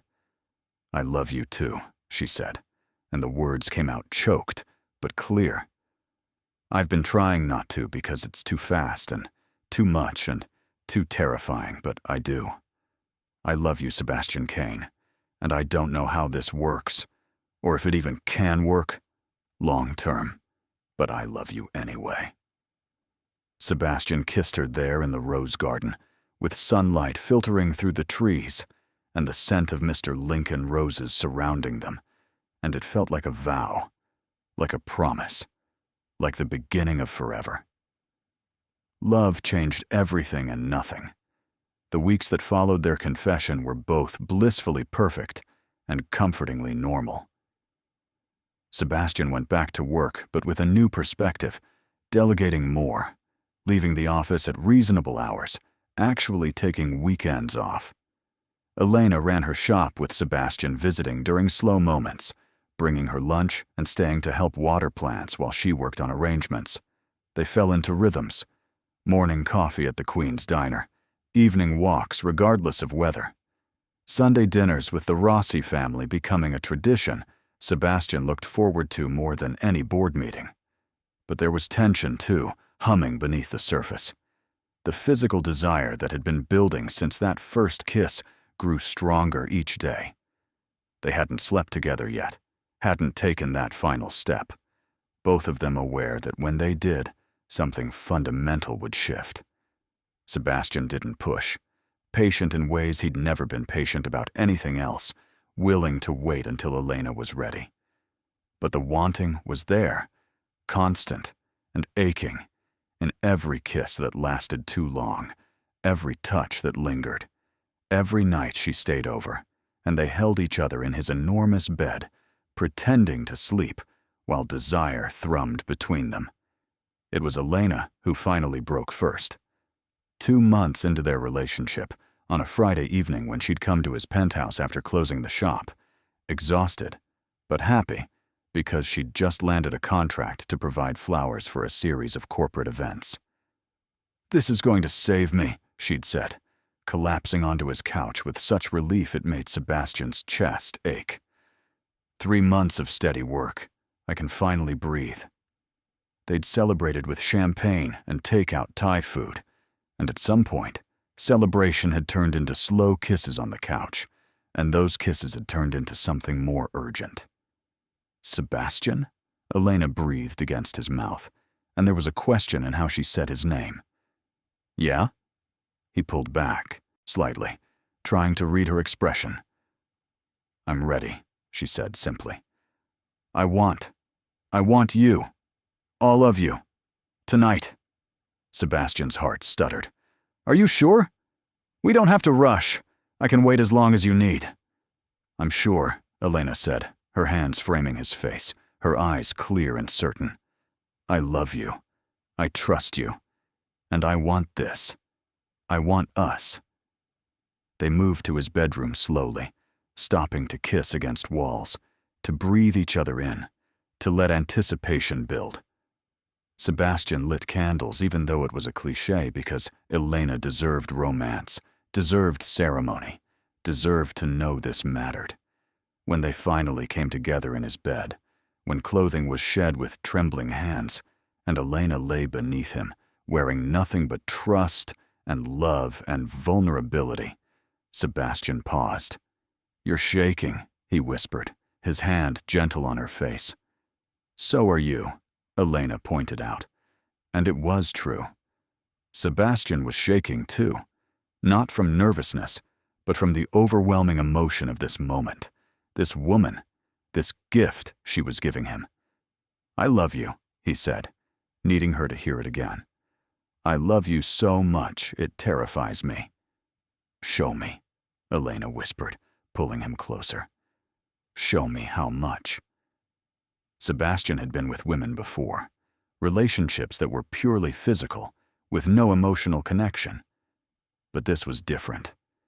This was Elena trusting him with something precious, opening herself to him in every way, and Sebastian felt the weight of that trust like a sacred responsibility. He was careful, gentle, attentive to every sound she made, every way her body responded. When he felt resistance, when he realized with a shock that made him freeze, that this was her first time, everything in him wanted to stop, to make sure, to confirm. "Elena," his voice came out rough. "You never. I didn't know." "I know," she breathed, her hands in his hair pulling him back to her. "I wanted it to be you. I wanted to wait until it meant something, until he meant something. Please, Sebastian, don't stop." The trust in those words broke something open in Sebastian's chest. She'd waited. For him. For this. For love. He kissed her deeply, sweetly, and whispered promises against her skin. "I'll be gentle. I'll be so gentle. Tell me if it hurts too much. Tell me if you need me to stop." "Don't stop," Elena said. "Don't you dare stop." He didn't, but he was achingly tender, taking his time, whispering love and reassurance, making sure her pleasure was as important as his own. When she gasped in pain, he stilled, let her adjust, kissed away the tears that leaked from her eyes. "Breathe," he murmured. "Just breathe, my love. I've got you." And slowly, carefully, the pain transformed into something else, into connection and intimacy and a joining that went beyond physical. Elena's gasps became sighs, became his name whispered like a prayer, and Sebastian felt like he was being undone and remade simultaneously. Afterward, they lay tangled together, sweaty and breathless and changed. Sebastian held her close, his hand stroking her hair, his heart still racing.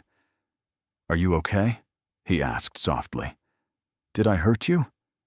"You made me feel loved," Elena said, her voice thick with emotion. "You made me feel seen and cherished and safe. A little pain is worth that." "I didn't know," Sebastian said, still processing. "You never told me you'd never. Would it have changed anything?" Elena interrupted, looking up at him. "Would you have loved me less or more? Would it have made this or less meaningful?" "Neither," Sebastian admitted. "It just makes me understand even more what a gift you gave me, what trust you put in me. And I promise you, Elena, I will spend every day trying to be worthy of that trust." "You already are," she whispered, kissing his chest, right over his heart. They stayed in bed for hours, talking and touching and existing in the aftermath of intimacy. Sebastian learned that Elena sang in the shower, that she hogged the blankets in sleep, that she looked at him after making love with such vulnerability, it made him want to build walls around her, to keep her safe from everything that could ever hurt her. "What are you thinking?" Elena asked, tracing patterns on his chest with her finger. "That I never knew it could be like this," Sebastian admitted. "That I've had sex before, but never made love. That this, you, us, it's rewritten everything I thought I understood about intimacy and connection. Are you scared? Terrified, he confirmed, because now I know what I have to lose. Now I understand what it would feel like if you left. And that possibility is more frightening than any business failure or market crash. I'm not leaving, Elena said firmly. I'm not going anywhere, Sebastian. You're stuck with me. Promise? His voice came out smaller than he intended, vulnerable in ways he'd never allowed himself to be. Promise, Elena said, sealing it with a kiss. They made love again that night. Slower this time, easier now that the first time was behind them. And Sebastian discovered that the second time was even better than the first, because Elena was less nervous, more confident, more able to simply feel without the weight of anticipation. In the early morning hours, Sebastian woke to find Elena standing at his floor-to-ceiling windows, wrapped in his shirt, looking out at the Manhattan skyline. He joined her, wrapping his arms around her from behind. Regrets? He asked softly. None, she said immediately. You? Not a single one, he replied, kissing her temple. Though I do have one concern. What's that? Your family is going to kill me when they find out we're sleeping together, Sebastian said, and Elena laughed so hard she snorted. My dad already knows, she admitted. How? Sebastian asked, alarmed. He asked me last week if I was being careful. I turned so red I thought I'd combust. He just laughed and said he wasn't born yesterday, that he could see how we looked at each other. Sebastian felt his own face heat. Is he going to have that talk with me? Probably, Elena said, still laughing. He takes his father duties very seriously. They made coffee as the sun rose, and Sebastian taught Elena how to use his complicated espresso machine. And they burned toast together and ate it anyway, because it was theirs. Their morning, their life. They were building together from mistaken identity kisses and flower shop dreams and love that had somehow survived the gap between their different worlds. I want to tell you something, Sebastian said, as they sat at his counter, knees touching, sharing space in ways he'd never shared with anyone. Anything, Elena encouraged. I'm going to step back from the company, not leave entirely, but I'm hiring a CEO to run day-to-day operations. I want to get back to coding, to building things with my own hands again. And I want time. Time for us. Time for life. Time for waking up next to you without immediately checking my phone. Elena's eyes filled with tears. You'd do that? I already did it, Sebastian admitted. Made the decision last week. The board is meeting next month to finalize everything. I realized you were right. I've been building the wrong things for years. It's time to build a life instead. I'm so proud of you, Elena whispered. So incredibly proud. Stay with me, Sebastian said suddenly. Not just tonight. Move in. Bring your plants and your chaos and your terrible taste in reality TV shows. Make this place a home. Make it ours. Elena looked around the penthouse that had slowly been transforming from showroom to home over the past 2 months. That's a big step, she said carefully. I know. Too big? Too fast? Maybe, Elena admitted. But maybe that's okay. Maybe we're allowed to move fast when it feels this right. Is that a yes? Sebastian asked, hope and fear mixing in his chest. That's a yes, Elena confirmed, on one condition. Anything. We get a cat, she said seriously. You told me you never had pets. We're fixing that. Every home needs a cat. Sebastian laughed, pulling her into his lap, holding her close. We'll get 10 cats if you want. A whole army of cats. Whatever makes you happy. Just one, Elena giggled. Maybe 2. But we're naming them. Deal, Sebastian said, and sealed it with a kiss that tasted like burnt toast and coffee and promises of forever. This wasn't where he'd expected his life to go when he'd walked into that engagement party 2 months ago. But standing in his kitchen with Elena in his arms, the Manhattan morning bright with possibility, Sebastian couldn't imagine having taken any other path. Sometimes you had to kiss the wrong person to find the right one. Or maybe he'd kissed exactly the right person all along. He just hadn't known it yet. The engagement was small and perfect, exactly like them. Sebastian proposed 3 months after Elena moved in, not with the elaborate show or public spectacle, but on an ordinary Tuesday evening in her shop after closing. She was elbow-deep in roses, creating an arrangement for a wedding that weekend, when he knelt behind the counter with a ring he'd spent weeks designing. A simple platinum band with a small diamond, flanked by tiny garnets, her birthstone, and engraved inside with the date of that first kiss at the plaza. Elena Maria Rossi, he'd said, his voice shaking. Will you marry me and make me the luckiest man who ever mistook a stranger for someone he was supposed to kiss? She'd said yes with tears streaming down her face, with rose petals in her hair and dirt under her fingernails, and Sebastian had never seen anything more beautiful. The wedding planning was a compromise between their worlds.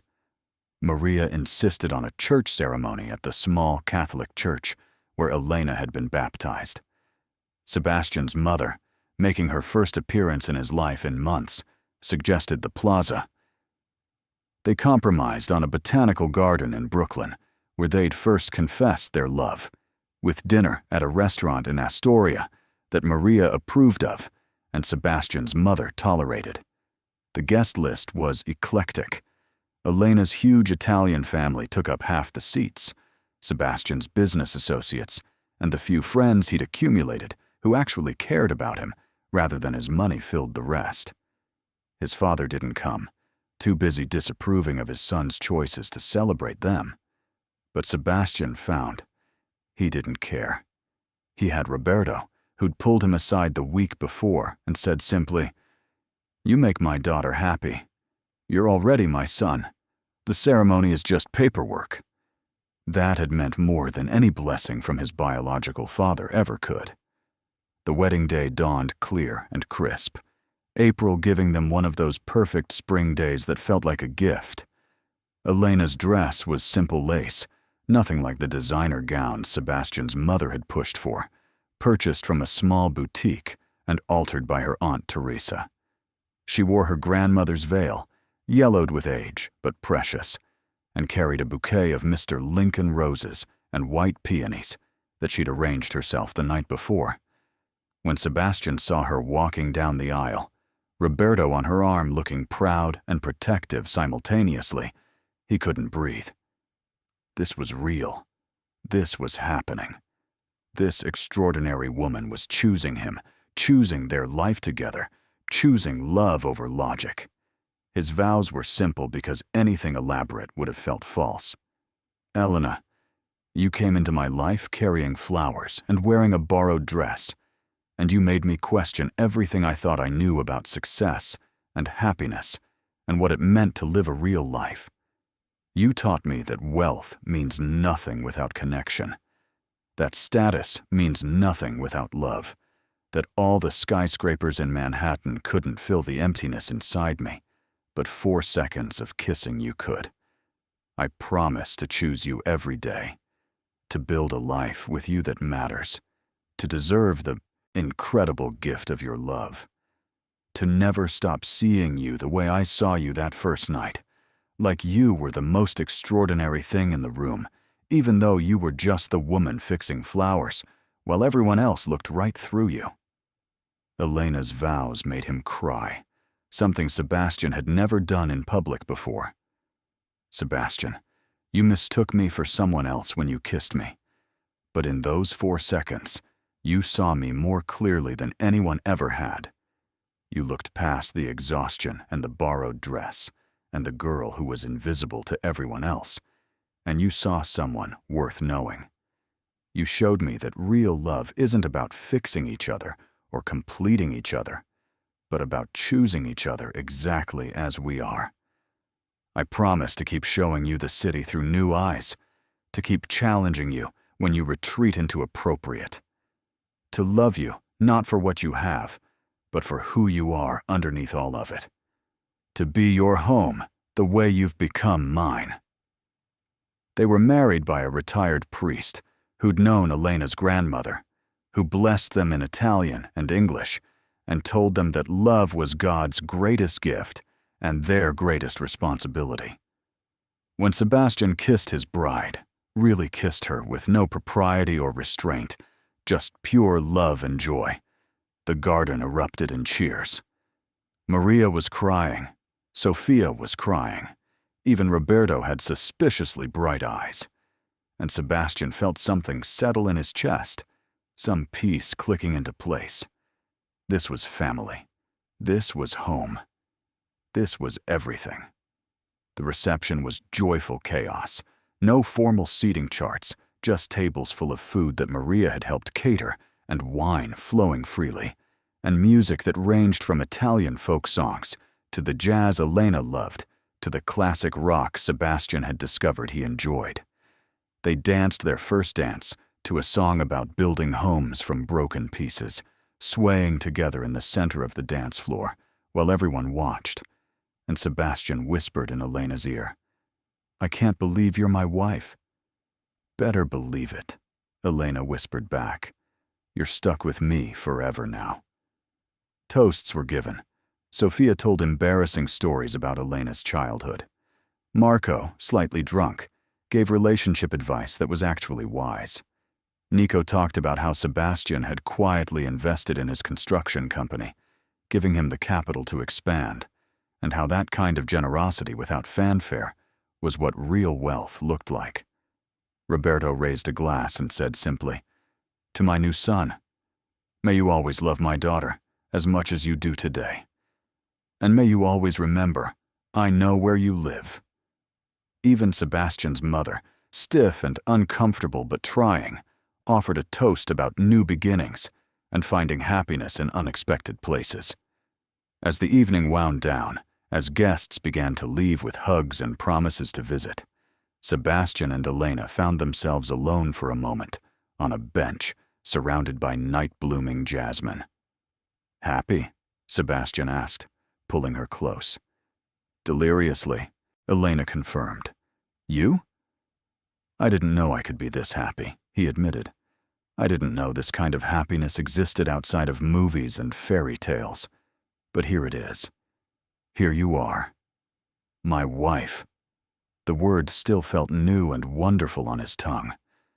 "Ready for the rest of our lives?" Elena asked. "With you?" "Absolutely," Sebastian said, kissing her temple. "Though I should warn you, I'm going to be insufferable, constantly telling people you're my wife, probably embarrassing you in public." "I'm counting on it," Elena laughed. They sat there in the fragrant garden as the moon rose over Brooklyn, and Sebastian thought about the journey that had led them here, from a mistaken kiss in a corridor to this moment, married and complete. It hadn't been smooth. There'd been arguments about money and independence, moments of doubt when their different worlds felt too different. Times when Sebastian reverted to his old habits of trying to fix things with his wallet instead of his presence. Times when Elena's pride made her push him away when she should have let him help. But they'd worked through all of it, learning each other, building trust, creating a life that was uniquely theirs, not dictated by his wealth or her working-class background, but by what they chose to prioritize together. Sebastian had learned to cook and to value family dinners over business meetings. Elena had learned to accept help and to understand that Sebastian's desire to support her dreams wasn't about control, but about love. Together, they'd become something neither could have been alone. Stronger, more complete, more real. "I need to tell you something," Sebastian said, as they finally stood to rejoin the remaining guests. "What?" Elena looked up at him, moonlight catching in her eyes. "That first night, when I kissed you, thinking you were someone else," he began. Yes. I was lying. To myself more than anyone. Some part of me knew you weren't Victoria. The way you felt in my arms, the way you smelled, the way you kissed me back with such sweetness and wonder. Victoria never kissed me like that. Never looked at me like I mattered. I think I knew immediately you were someone different. Someone real. And I kissed you anyway, because for 4 seconds, I let myself want what I actually wanted, instead of what I was supposed to want. Elena was quiet for a moment, processing. Then she smiled, soft and knowing. "I'm glad you did," she said simply. "I'm glad you chose those 4 seconds of honesty over a lifetime of appropriate. Because look where it brought us." "Home," Sebastian said. "It brought me home." They walked back into the reception together, hand in hand, ready to cut the cake and dance more dances and start there forever. And Sebastian knew, with absolute certainty, that he'd made the right choice. Not just in marrying Elena, but in every choice that had led to this moment. In breaking his engagement. In pursuing a woman he barely knew. In risking everything for something real. In choosing love over logic. Sometimes the best things in life come from mistakes, from kisses meant for someone else, from 4 seconds that change everything, from being brave enough to follow your heart when your head is screaming that it's wrong. Sebastian had spent 35 years doing everything right, and it had made him miserable. Then he'd done one thing that looked completely wrong from the outside, kissing a stranger at his own engagement party, and it had made him more happy than he'd ever imagined possible. As they cut the cake together, feeding each other bites and laughing when frosting ended up on Elena's nose, Sebastian made a silent promise.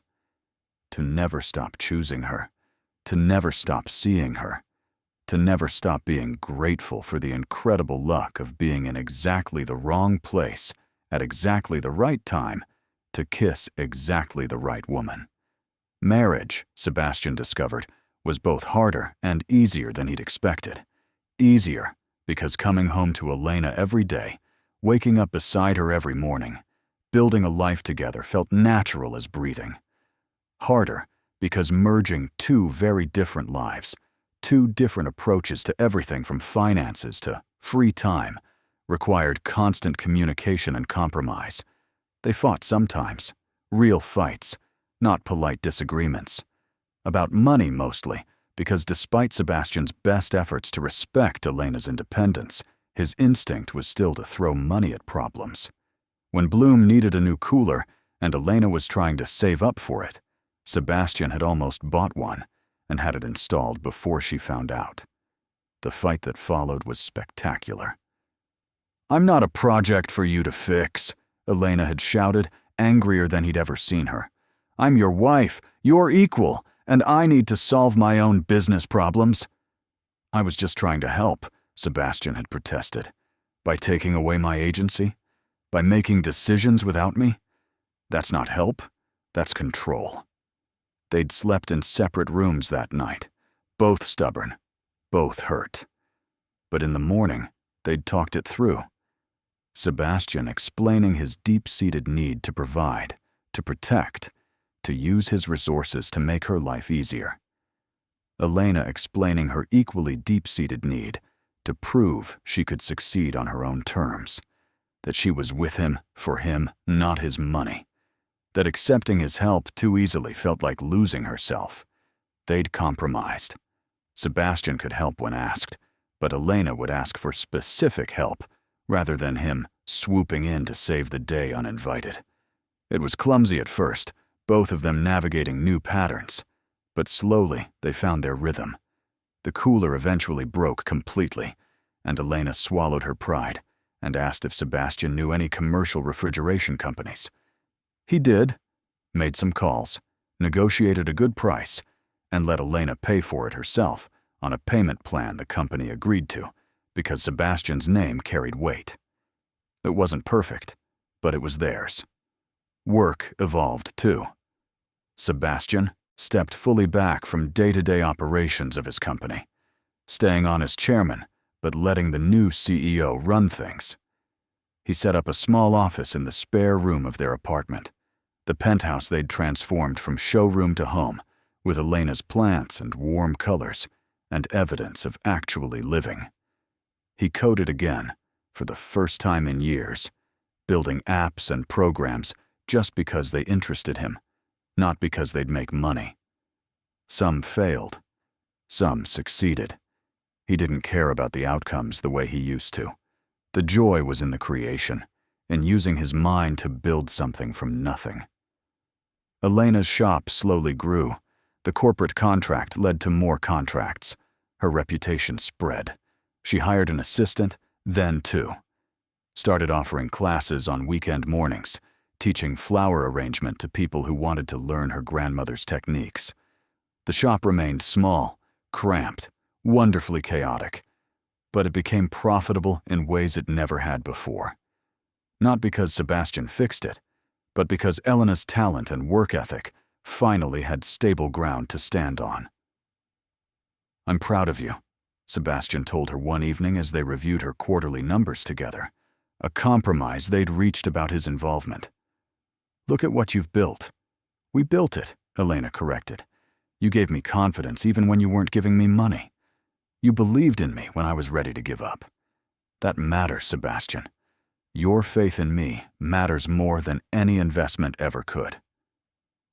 They adopted 2 cats from a shelter in Queens, a bonded pair named Pasta and Meatball by the previous owner, ridiculous names they couldn't bring themselves to change.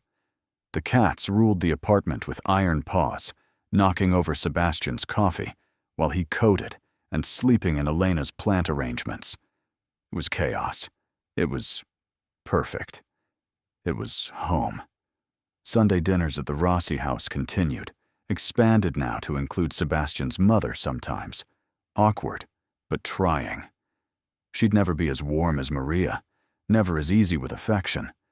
But she was making an effort to know her son's wife, to understand why he'd chosen this life. One Sunday, she'd even helped Maria in the kitchen, the 2 women finding common ground in their love for Sebastian, despite coming from completely different worlds. It was a start. Roberto treated Sebastian like the son he'd never had, teaching him about car maintenance and carpentry, and all the practical skills Sebastian had never learned. They'd spend Saturday mornings together sometimes, working on projects in Roberto's garage, not talking much, but comfortable in shared labor. The first year of marriage passed in a blur of ordinary moments that felt extraordinary because they were shared. Morning coffee and burnt toast. Evening walks regardless of weather. Working side by side, Elena arranging flowers while Sebastian coded. Fights and makeups and learning each other's triggers and soft spots. Building traditions like Friday pizza from Rosario's and Tuesday farmers, market trips, and lazy Sunday mornings in bed. It wasn't the fairy tale Sebastian's society friends imagined. It was better because it was real. They talked about children sometimes, careful conversations about whether they wanted them, when, how many. Elena wanted to wait, to get Bloom on even more solid footing, to have a few years of just them first. Sebastian agreed, though part of him already imagined a daughter with Elena's eyes teaching him about flowers, or a son with his aptitude for patterns learning to code. They had time. They were only 29 and 36. There was no rush. They could build their life at their own pace. But on a Tuesday evening in early fall, 2 years after their wedding, Elena came home from the doctor looking pale and shaken. "What's wrong?" Sebastian was immediately at her side, pulling her close, checking for injuries or illness. "Nothing's wrong," Elena said, but her voice trembled. "I'm pregnant." The words hung in the air. Sebastian pulled back to look at her face, searching for what she felt. "Is that? How do you feel about that?" "We said we'd wait. I'm terrified," Elena admitted. "We weren't trying. It's too soon. The shop is just hitting its stride. I'm not ready. I don't know if I can do this." "Then we don't," Sebastian said immediately. "It's your choice, Elena. Your body. Our life together. But your choice about this." "I know," she said. "I know it is. But the thing is, I'm also happy. Is that crazy? To be terrified and happy simultaneously?" "Not crazy," Sebastian assured her, his own emotions swirling. Fear of inadequacy, of not knowing how to be a father because his own had been so cold. But also joy, fierce and unexpected, at the idea of Elena carrying his child, of them creating a family together. "I'm terrified too. But I think I'm happy too." "You're sure?" Elena asked. "Because once we do this, everything changes. No going back. We become parents, and that's forever." "I'm sure," Sebastian said, pulling her close again, his hand coming to rest on her still flat stomach with something like awe. "I'm scared, but I'm sure. We'll figure it out together, like we figure everything out. Imperfectly, but together." Elena cried then, relief and fear and joy mixed together, and Sebastian held her and made promises. That they'd be good parents, that their child would be loved, that she wouldn't have to do this alone, that he'd be there for every moment, every milestone, every 3 a.m. feeding and diaper disaster, and first word and first step, that they'd build a family as real and loving as the one the Rosis had given him. The pregnancy wasn't easy. Elena had terrible morning sickness that lasted all day. She couldn't stand the smell of flowers for the entire first trimester, which was torture for someone whose career was flowers. Sebastian worked from home more, bringing her crackers and ginger tea and rubbing her back when she was sick. The shop assistant and Elena's sister Sophia took over more of the arrangements, while Elena handled the business side and felt guilty about it. "You're growing a human," Sebastian reminded her. "That's the most important work you could be doing right now." They announced the pregnancy at Sunday dinner, when Elena was 4 months along and finally showing. Maria cried and immediately started planning the baby shower. Roberto pulled Sebastian aside and said, "You're going to be a good father, better than yours. I can tell." Even Sebastian's mother softened when she learned she'd be a grandmother, something human and warm appearing in her eyes that Sebastian hadn't seen since childhood. They found out at the 20-week ultrasound that they were having a daughter. Sebastian cried in the dark ultrasound room, watching the grainy image on the screen. This tiny person they'd created together, already so loved it hurt. Elena held his hand and cried too, and they both laughed at themselves. Two people who'd been so guarded, becoming absolutely undone by love. They argued about names for weeks. Elena wanted something Italian to honor her grandmother. Sebastian wanted something meaning hope, or joy, or new beginning. They finally agreed on Sophia Rose, Sophia for Sebastian's mother, whose name they'd never used, and whose warming toward them deserved acknowledgement. Rose for the Mr. Lincoln roses in the garden where they'd married. It felt right, honoring both their families, both their worlds. The nursery became Sebastian's project. He painted it himself.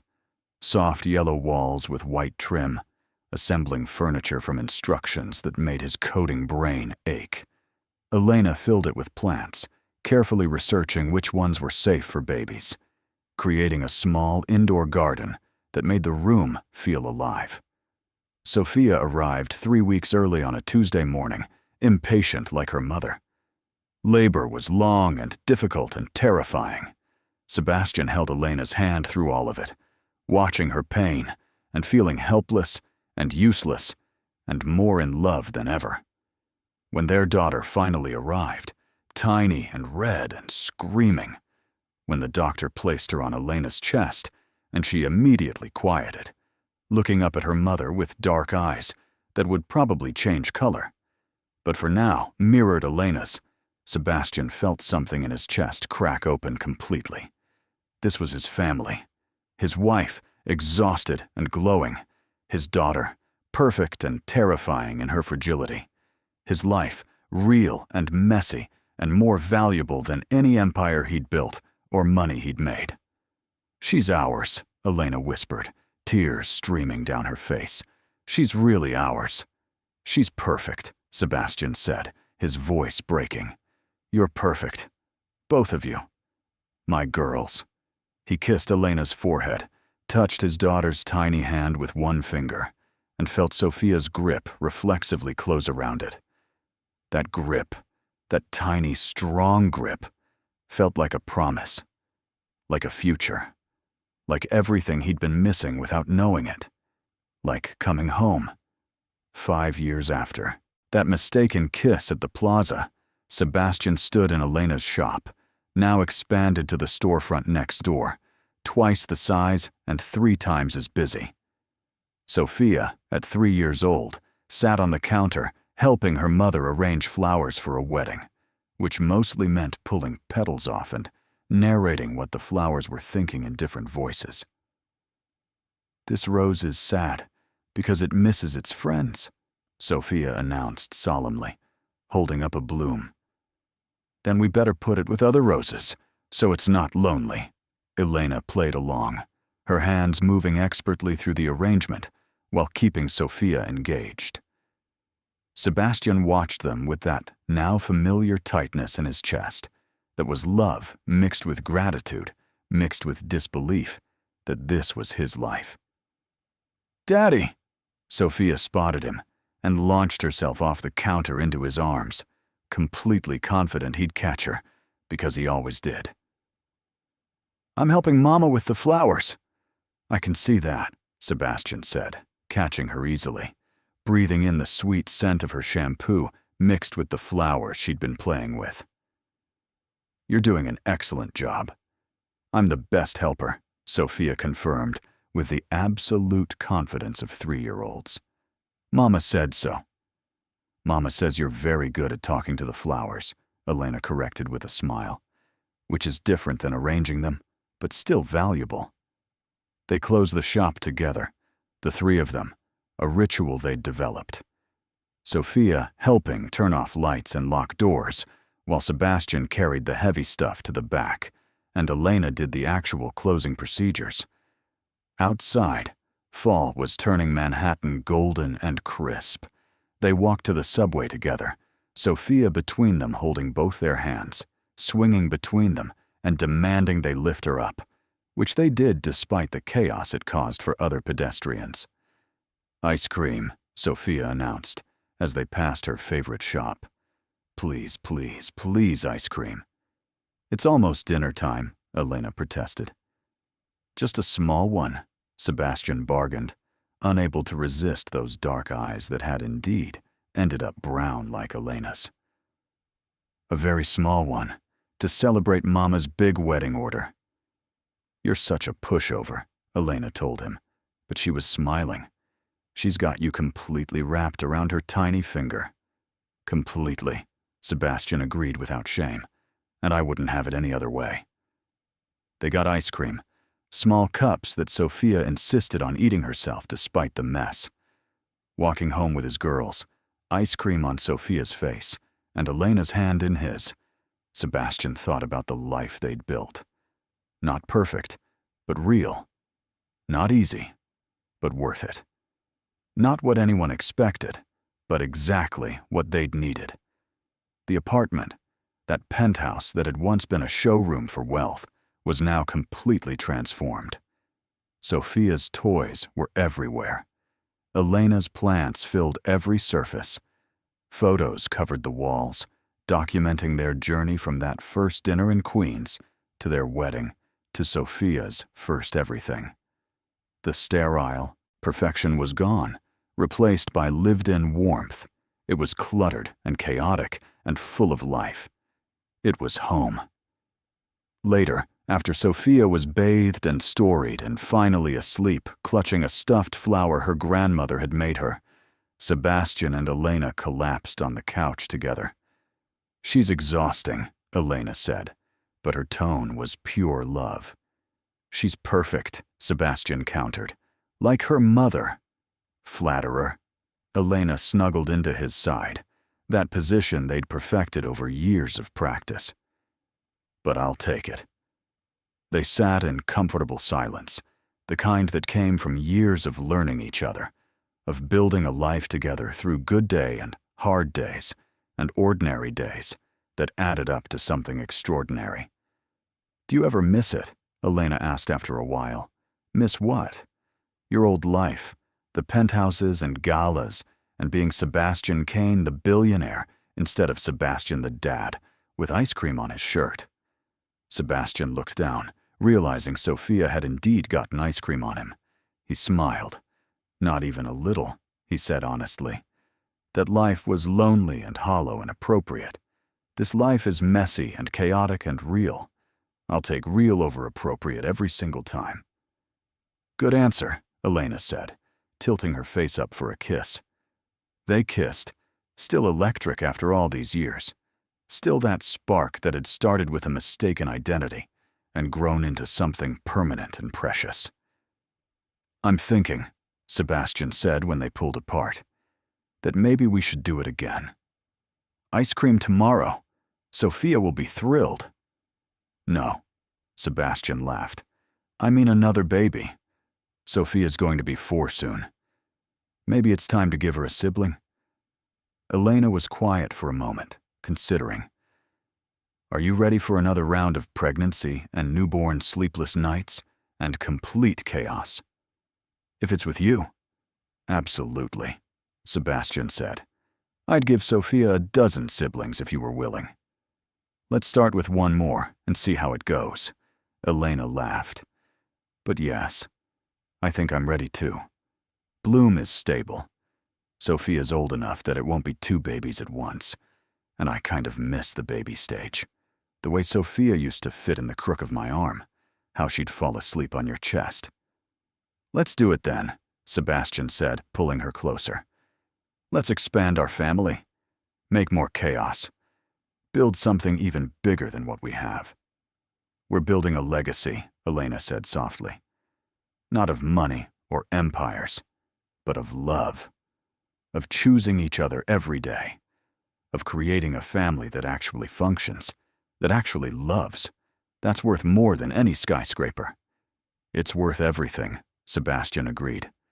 They stayed on that couch talking about the future, about the baby they hoped would come, about Sophia starting preschool next year, about expanding Bloom again, maybe opening a second location, about Sebastian's newest coding project, an app that helped small businesses with inventory management that he was building just because he wanted to help people like Elena, about Sunday dinners and family vacations and all the ordinary, extraordinary moments that made up a life worth living.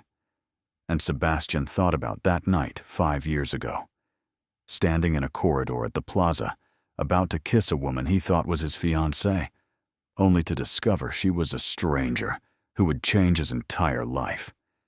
He thought about those 4 seconds, how they'd felt endless and impossible, and like the first honest thing he'd done in years.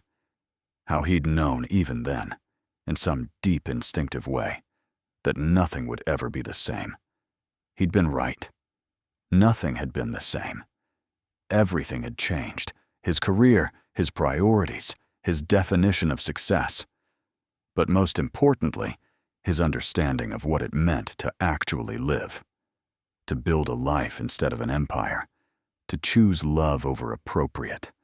To be seen and to see someone else with equal clarity. Sometimes the best things in life come from mistakes, from being in the wrong place at the right time, from kissing the wrong person who turns out to be exactly right, from 4 seconds of mistaken identity that lead to a lifetime of chosen intimacy. Sebastian had built skyscrapers that touched the clouds and made millions of dollars and achieved everything society said would make him happy. But none of it, not a single bit of it, compared to this, to Elena sleeping against his shoulder, to Sophia, dreaming in the next room, to the life they were still building together, imperfect and real, and more valuable than anything money could buy. He kissed the top of Elena's head. She stirred slightly, murmured his name, settled deeper against him. And Sebastian smiled in the darkness of their cluttered, chaotic, absolutely perfect home. The billionaire who'd mistaken a flower girl for his fiancée, and in doing so had found everything he'd been missing. Love, family, home, purpose, a life worth living. All because of 4 seconds and the courage to follow his heart instead of his head, to choose real over appropriate, to build something that mattered more than money ever could. The kiss had been a mistake only in the technical sense that Elena wasn't Victoria, but in every way that actually mattered, it had been the most right thing Sebastian had ever done. The best mistake of his life. The 4 seconds that had led to forever. And as he sat there with his wife in his arms and his daughter sleeping in the next room and the promise of more children and more years and more life stretching ahead of them, Sebastian knew with absolute certainty that he'd do it all again. Every choice, every risk, every terrifying moment of vulnerability. Because they'd led him here, to this couch, to this woman, to this life, to home. Sometimes you have to kiss the wrong person to find the right one. Or maybe, just maybe, there are no wrong people. Only right moments. Only chances we're brave enough to take. Only 4 seconds that change everything if we let them. Sebastian had let those 4 seconds change everything. And in return, he'd been given more than he'd ever dreamed possible. Not just love, though there was that in abundance, but meaning, purpose, a legacy that had nothing to do with money and everything to do with the people you chose and who chose you back. The life you built together from nothing but faith and courage and the willingness to believe that sometimes, impossibly, love was enough. It was. Love was enough. More than enough. It was everything.